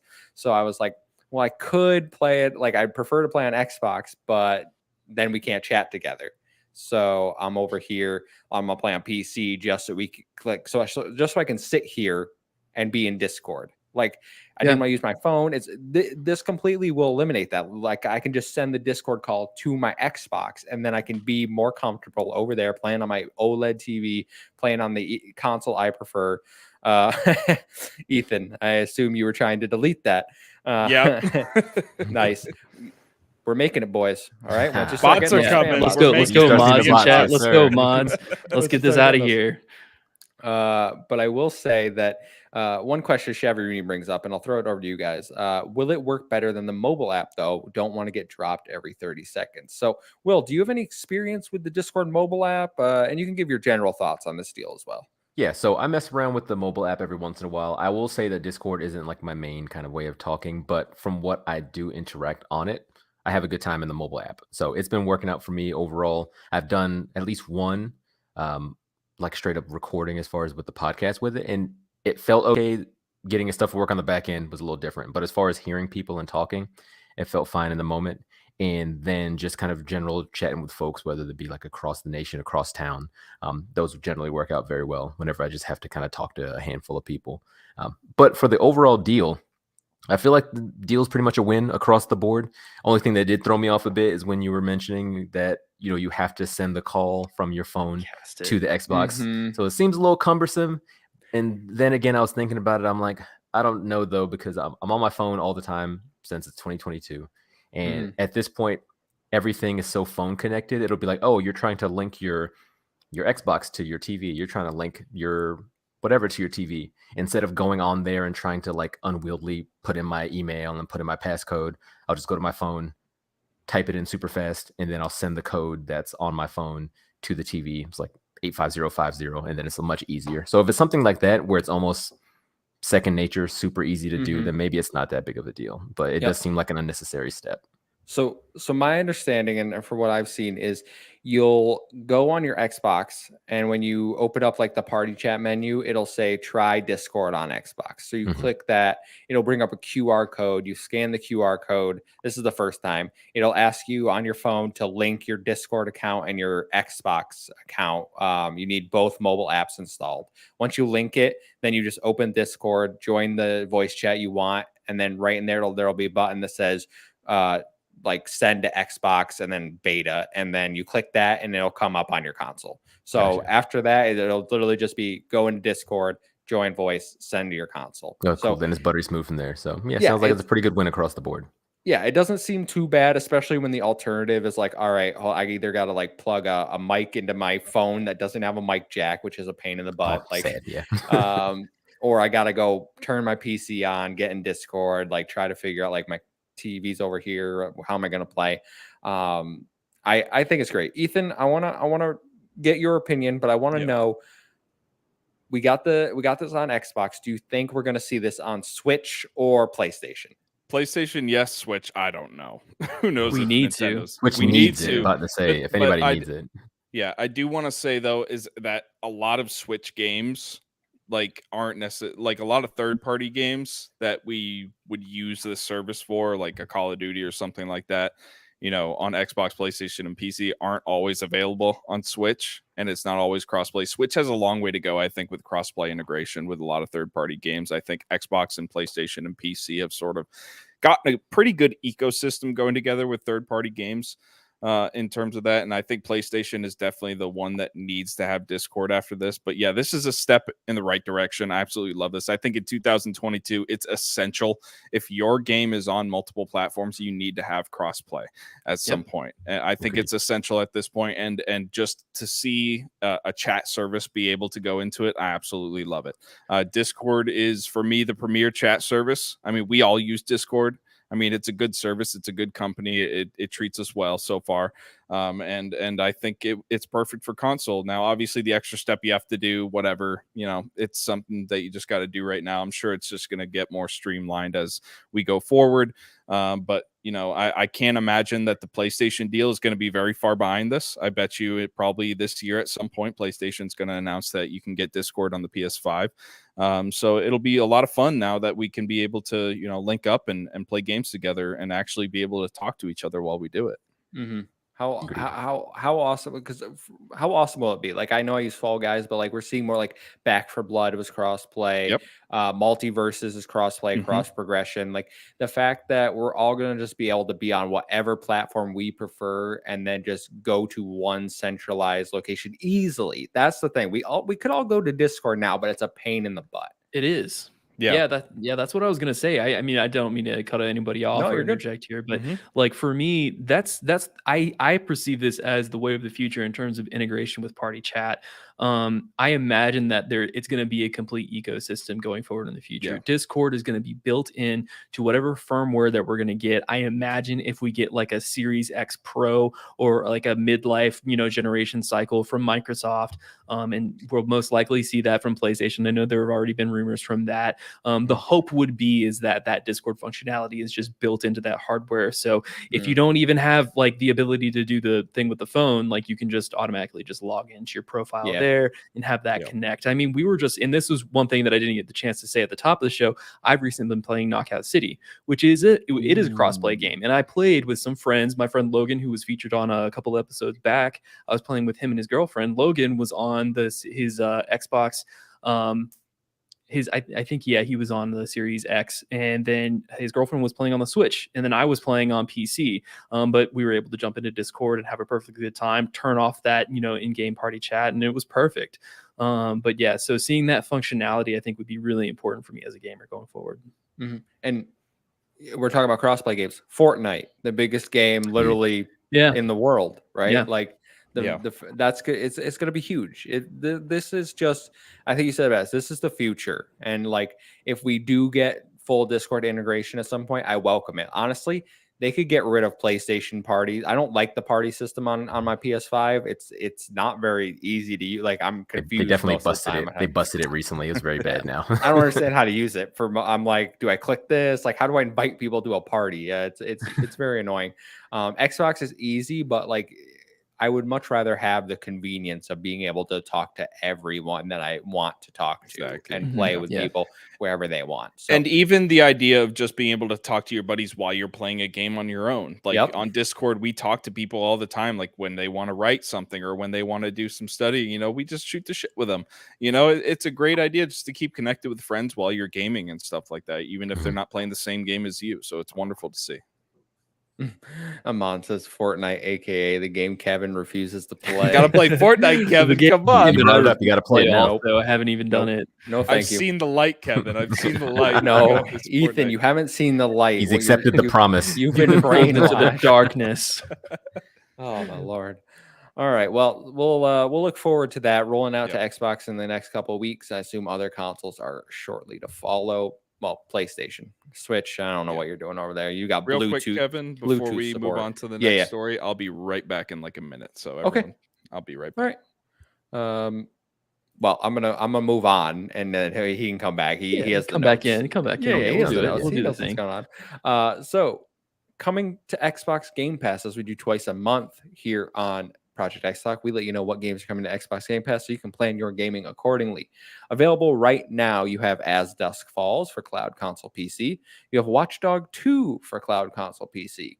You also have Sins of a Solar Empire, Rebellion for PC, Torment Tides of Numenera for Cloud Console. That's a word. You made that up. It's not real. And July 29th brings you Inside for Cloud Console and PC. Nice. Let's go. Will, Nick, any of these piquing your interest?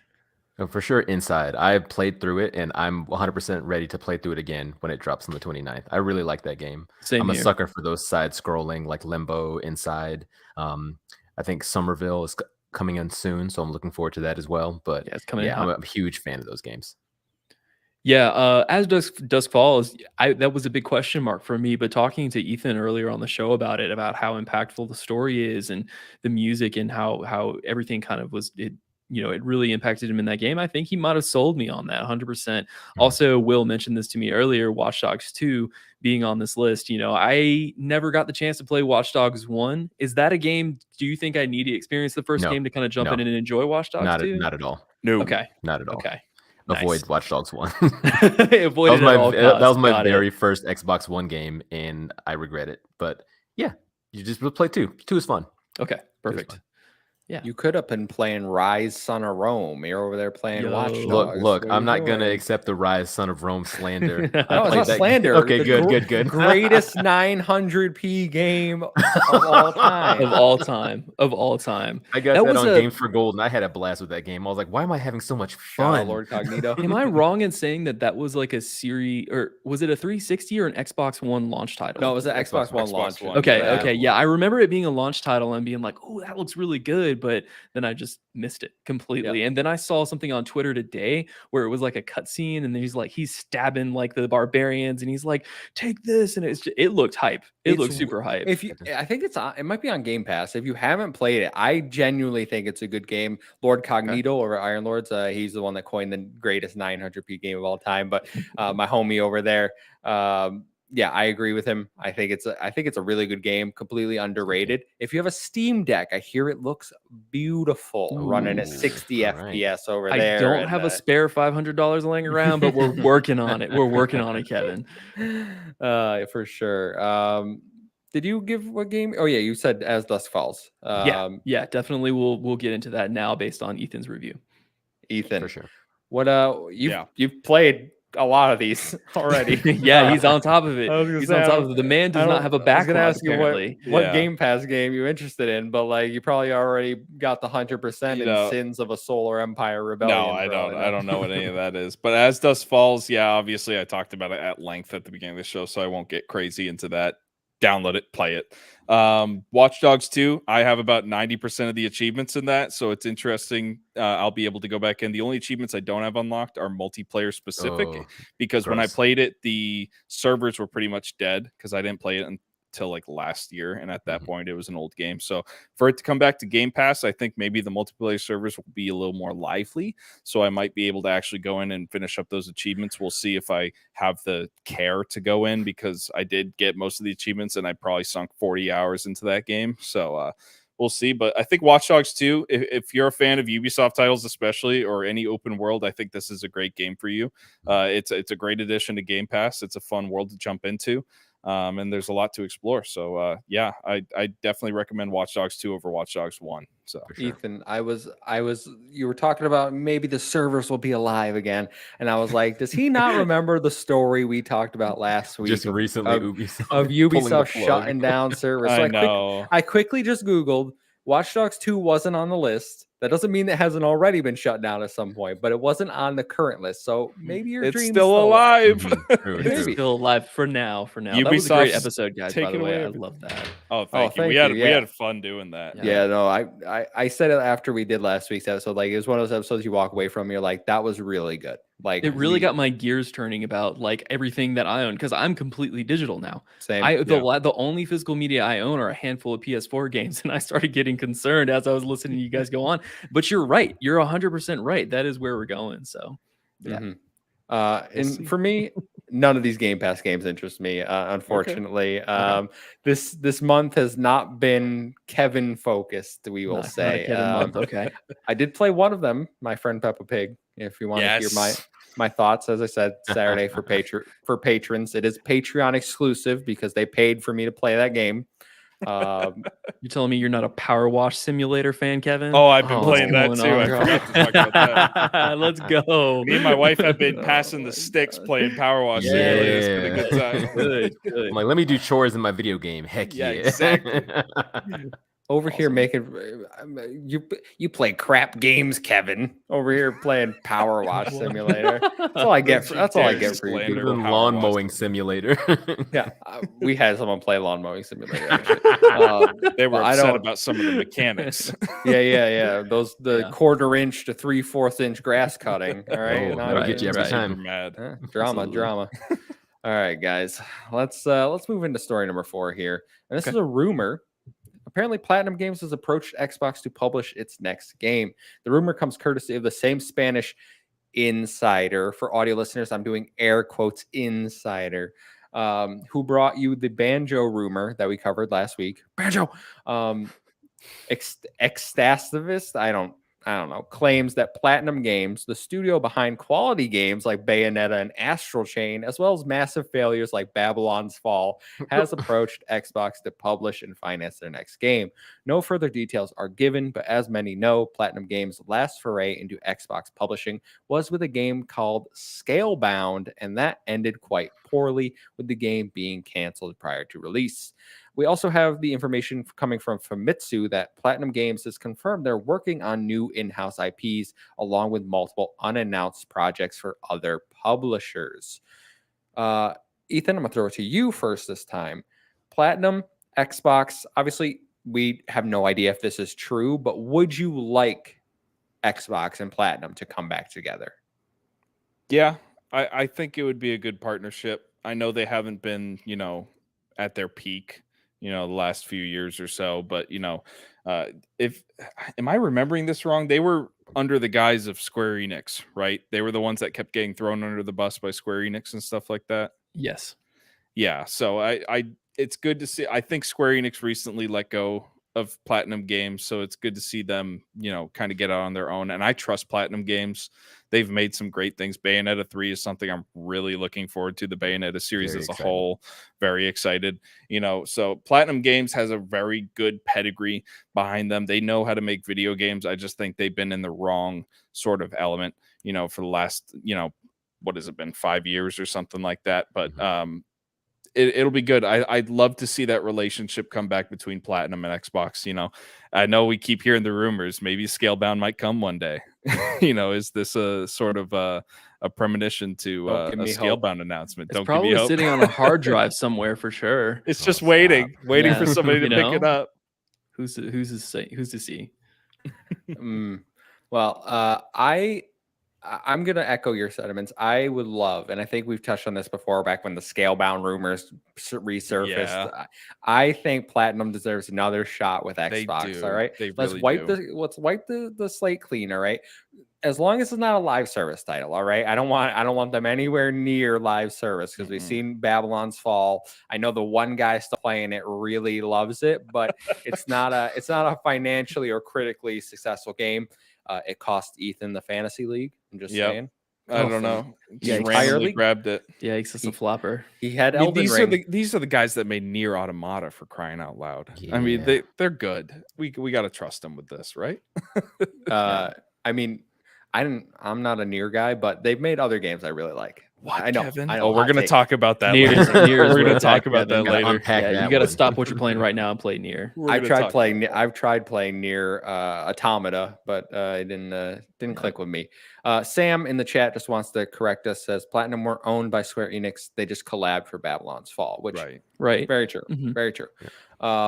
I think Xbox deserves to give them a shot, whether it's Scalebound or not. I don't really care. As long as it's the team that makes the quality games, because Platinum seems to be divided into a few teams here, and you either get the C team or you get the A team. And right now, I think the A team's over with Bayonetta. So maybe Yeah. They better be. Gotta be. when It they're better done with be. Bayonetta 3, then we bring them over, maybe work on something for Xbox. But like Astral Chain, I really liked. I think Astral Chain is completely Astral Chain underrated. slap, dude. That It's was my so music good. of the year. Astral so- Chain, when you're thank inside you. of that, when you're inside of the police station, I was like, I have no business good. getting this hype while I'm arresting people and killing Mhm. monsters. What's Mhm. going on? Got that weird was dude in the so giant good. suit right over Yeah. there, the mascot. Yeah. No, Astral Chain is great. So if they can hit that type of quality for the Xbox brand, I think not only will it be a good look, it'll kind of like, oh, Platinum needs a win, but Platinum Japanese market. It's what Xbox is pushing for right now. We know they have a job opening for I think it's like director of like opportunities in Japanese or something, like some weird I just saw that posting today. So we know that, and all their other things that we've talked about, Persona, Hideo, we know that Xbox is really pushing, and this would just be another step into that market. So Nick, Will, I'm going to throw it over to you guys. What are you thinking? Would you like to see Platinum maybe work with Xbox again? I am ready to be hurt again. After they canceled Scalebound, I was like, I wasn't really super hype on it. And then it's almost like when they announced it wasn't going to come, I was like, wait a minute. No, I need it. So I would love for them to do Scalebound again, or at least try it, or at least, bring something new. But it's Kyle in the chat says Scalebound 2. Let's go. Yes, let's go, Kyle. Skip 1 and just go straight to Scalebound. Exactly, 2. go straight to 2. Goat Simulator status. Just skip the 2. But I think it'd be fun. I really look forward to that because we mentioned all these great games they do. Got Vanquish, Bayonetta, of course, Metal Gear Rising, Revengeance, things like that. If they just take those kind of action, high octane, and you pretty much give me anything, I think Platinum's gonna knock it out the park. So I would love to see something like that on Xbox. Yeah, I think that for this specific Platinum is filling a space that I think that the Xbox catalog of developers is sorely lacking. This kind of fantasy styled fiction, it blends into that like anime territory once again, where it's like, just like Will was saying, high octane, it's punchy. Their controls, their dynamics, we were talking about controls earlier in like the game mechanics, especially with platforming. Platinum knows how to do it. They know how to hit that with every piece of their titles that they've put together. I've liked what I've seen of Bayonetta. I don't have as much experience with the game. Huge fan of Astral Chain. Huge fan of Nier. And like both Nier Automata, and Nier Replicant, I think were major achievements for that developer, for Platinum. And I think that for a while now, they might be suffering a little bit financially. I think I remember there were some reports earlier that was why Bayonetta 3 was stuck in a little bit of development hell, was just because of budget issues. But I think that this would be a great piece for Xbox to add them to their team. Now, I think it's good. I think for balance in the gaming space, though, I really think PlayStation would serve them well to make a very lucrative offer to Platinum and bring them on, because I feel like a lot of the Platinum games also fit in with the PlayStation brand so well. So I'm surprised that there hasn't been more of that. But I think time will tell for this one. Interesting. That's an interesting. I know because Babylon's Fall, obviously they worked with Square Enix, and that's a PC and PlayStation exclusive. And it didn't go over well. So I'm not sure PlayStation really has the highest of faith in them at the moment. So it could be a case of them, if this rumor is to be believed, could be a case of them being like, all right, well, PlayStation doesn't really want us right now, so we're gonna go look elsewhere and see what else we can find out here. And I mean, who's to say though? The failure in Babylon's Fall, I think that was a group effort. It might very well be on PlayStation's head for them forcing production over the long term, and the fact that they were like, we need to get this out now, today, yesterday. That might have what ended up causing it to be a major flop in the gaming space. So who knows? Again, but you're right. There is probably some perception, a part of that executive leadership team over there being like, yeah, we tried and we failed on that one. Let's look elsewhere. So I see what you're saying.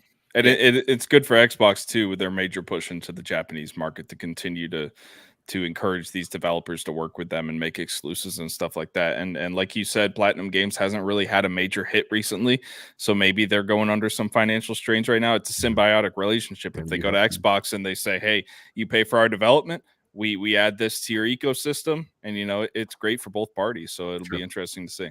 Get it on Game Pass. Win-win for everyone. Absolutely. Yeah, buddy. Right. Game Pass. Best That's all we deal do in here. gaming. We just show Game Pass, all right, for 2 hours. Microsoft, pay me. I don't understand. I keep requesting the codes and they don't give me the codes. Terrible. Terrible. Where's this relationship? Okay. Anyway, we can move on to our last story of the day, and this one actually broke last night. And I wasn't sure if I was going to include it, but figured it'd be worth a mention after reading it. So Minecraft will not have NFTs. This comes from The Verge. Recently, Mojang Studios, the creators of Minecraft, put out a blog post where they wrote, quote, integrations of NFTs with Minecraft are generally not something we will support or allow. To ensure that Minecraft players have a safe and inclusive experience, blockchain technologies are not permitted to be integrated inside our client and server applications, nor may Minecraft in-game content such as worlds, skins, persona items, or other mods be utilized by blockchain technology to create a scarce digital asset.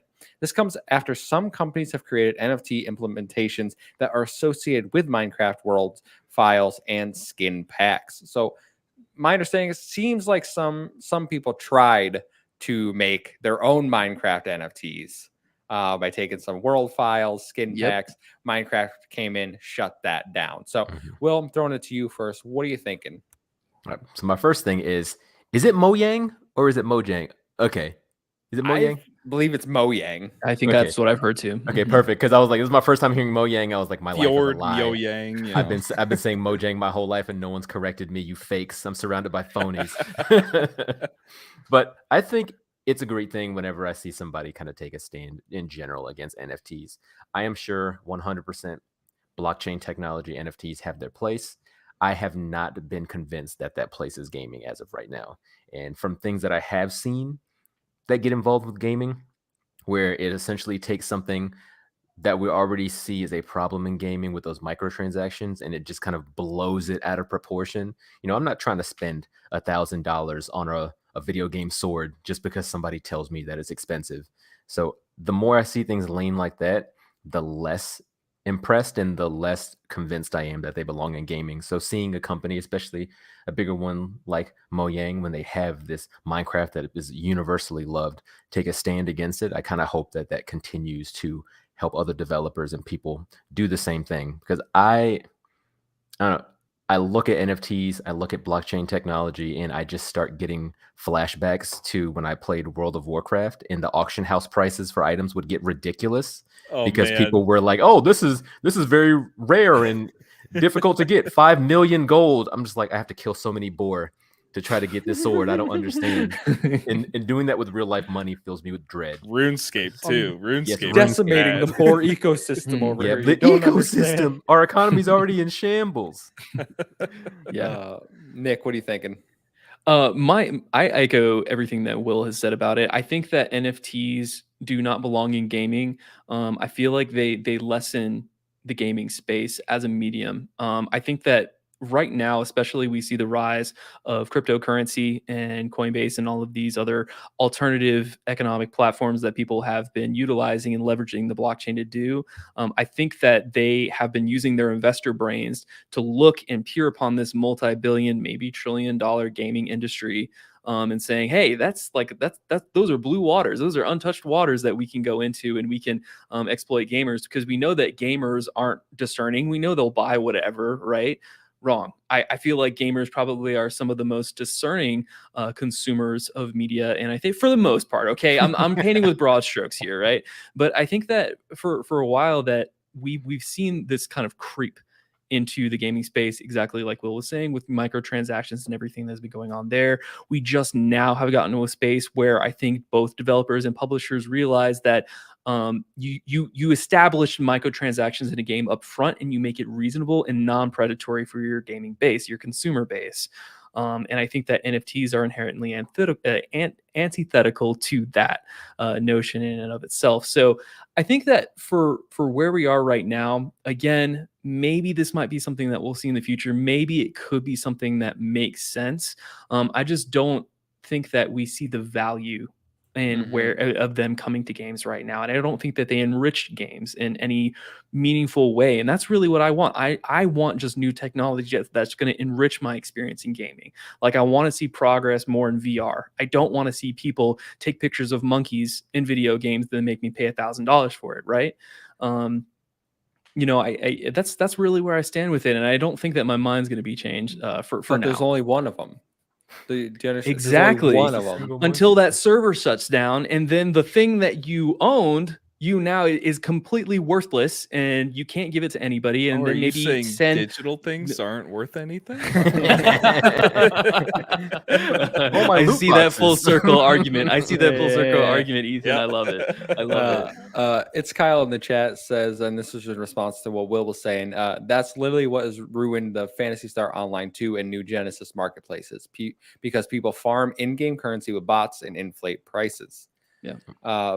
No, I'll throw it to Ethan after this, but I listened to an interview recently with the developers of a new game that's going to be called Ashfall. And I don't know if you guys are familiar with this press release came out a few weeks ago, I think now. There's some people that formerly worked at Ben Studio, PlayStation Studios. So they're industry vets. They've started out on this project.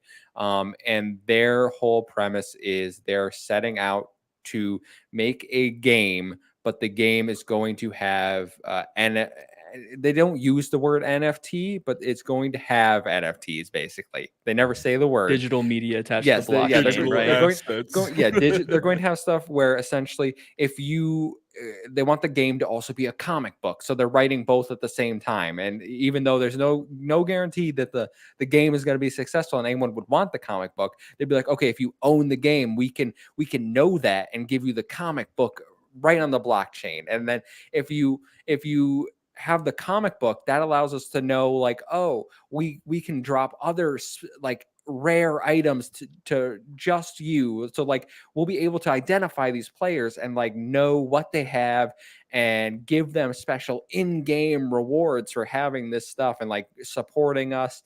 And I'm like, okay, I get the premise, but also what if, hear me out, you just didn't do that and you just gave it to everyone. All right. Yeah. And my big takeaway, and I swear I have a point here, was the interviewer kept asking, as Dustin over the last video, is the Say Symbols interview I'm talking about. You can go listen to it. I think put it up for everyone. But he kept asking, like, what is the difference between digital scarcity and scarcity in the real world? Like Sony making the Jotnar edition for Ragnarok, right? Like they're specifically just being like, we're only making 100 of them. They could make more. They're choosing not to. So they wanted to know what the difference is between that and doing it digitally. And I was like, I get the point. I don't think it works the same because people are too skilled in like the IT space for recreation. Yeah, and physical is like you have manufacturing cost, like you have so many more other parts that go into that specific thing. Whereas a digital item, it literally is a lot of the time for these NFTs. I can copy and paste that image. Like it's a JPEG, it's a PNG image. You just have a weird monkey with a signature on it, and you're telling me it's worth money because you made 3 of them in your little thing. Like it's nonsense. I couldn't get over the fact. And then you got into the argument. It's like, oh well, if people can sell them, like resell them, right? And people would obviously scalp them. Like, how would you stop that? And their answer to me wasn't satisfactory. They said, well, scalping exists in the real world, so why shouldn't it exist in the digital world? And I was like, that's not a good answer. Not a great answer at all. That's not, people don't want, like, that's not what we're looking for here. We want to be able to get the items we want for our games because there isn't a limited amount. We should be able to get them.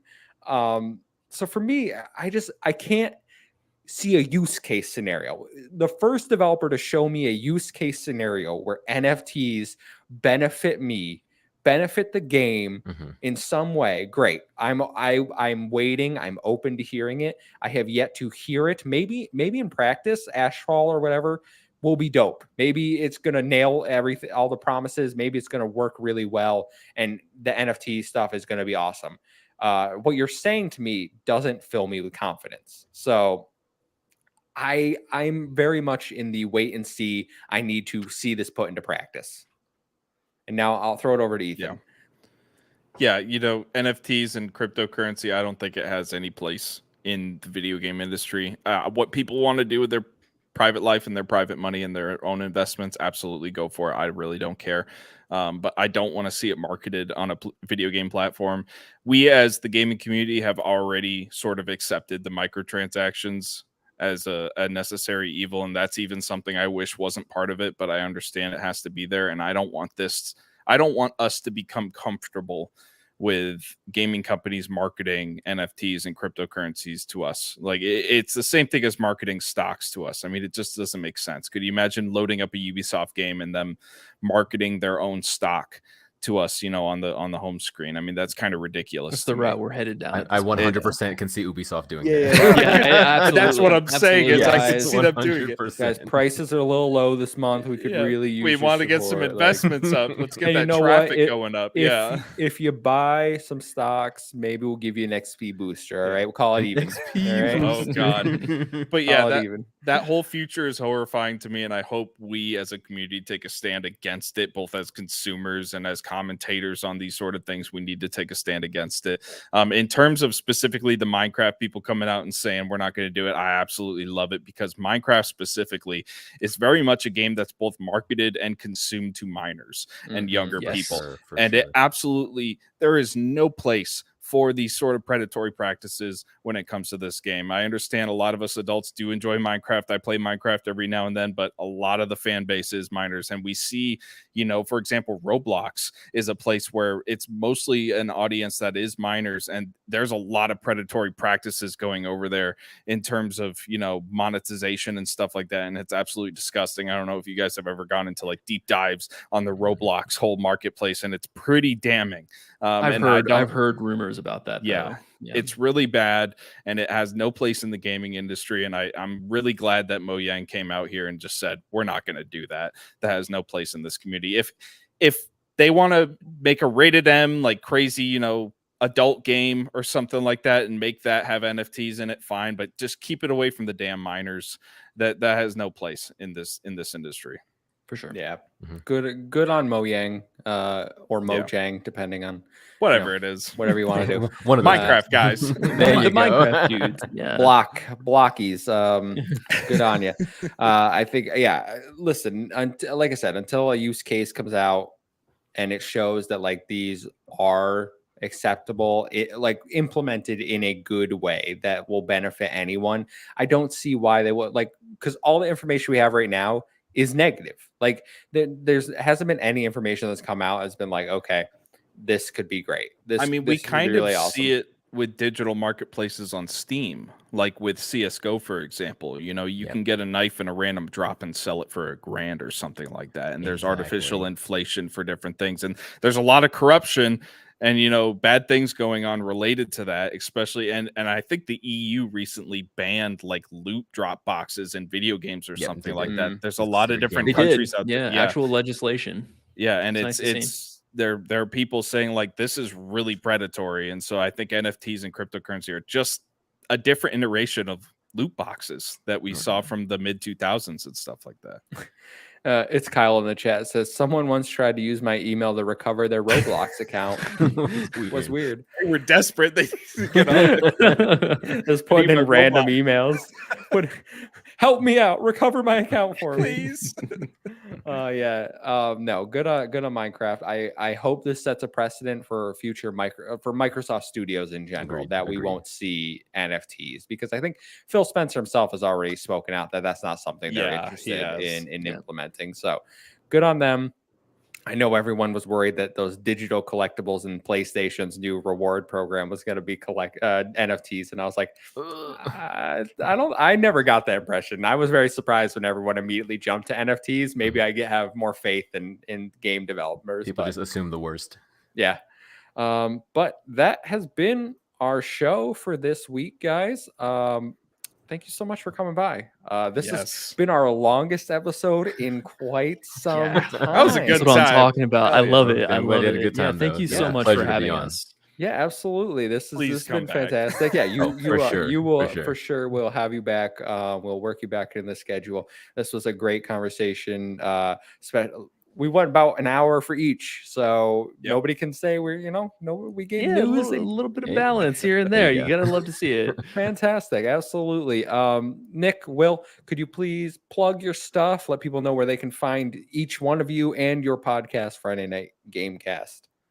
Absolutely. So we are the Friday Night Gamecast. We're both a dual co-op podcast episode. We don't talk about co-op gaming, but yeah, it's just me and Will talking about games all the time. You can find us on Twitter. And our ad is just Friday Night Gamers, and that's spelled NITEGAMRZ. If you want to find us on there. Also, we're on every podcasting platform, Spotify, YouTube. Well, I'm working on your YouTube channel right now. It's slowly getting built out, so it's taking me some time, trying to work with Resolve and all of that. So it's definitely a little bit of a process. But you can find us also on Twitch, where occasionally we have been slowly working our way up to doing live streams of our episodes on there. And that's under my channel, Nikolai at Night, and that's spelled KNIGHT on Twitch. So you can also find us there. Very awesome. Everyone, make sure to go check out their stuff. Like I said, the link to their podcast is in the description Down of this below. video. You have very easy access to it, so please go check them out. Awesome guests, awesome discussions. Love it. Ethan, where can people find you? They can find me at WhiteCedar1 on Twitter and Gravy3448 on Xbox. Let's play some games. All right. And you can find me at the Muffin Mon. It's a 1-7 I and an 0-7 A. Follow us at Save Game Media, because as I'm saying, Twitter hates us and they won't let me put the in the name.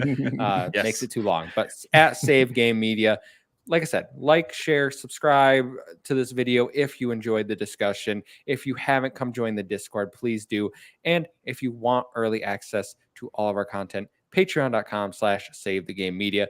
Exclusive content is starting to come out. We got some more exclusive things in the works, and we have goals. All right. If you want a Nintendo podcast, we're about halfway to the Nintendo podcast goal. All right. So if you go over there, drop us a few bucks. Nintendo podcast can come your way. Let's go. Then we have a gaming fitness one as one of the goals. We have a comic book corner club that Amon will do if we there's goals, people, right? And they're not lofty goals, all right? So why don't you head on over there, see what you can do. We appreciate any support. Thank you, and until next week, we'll see you.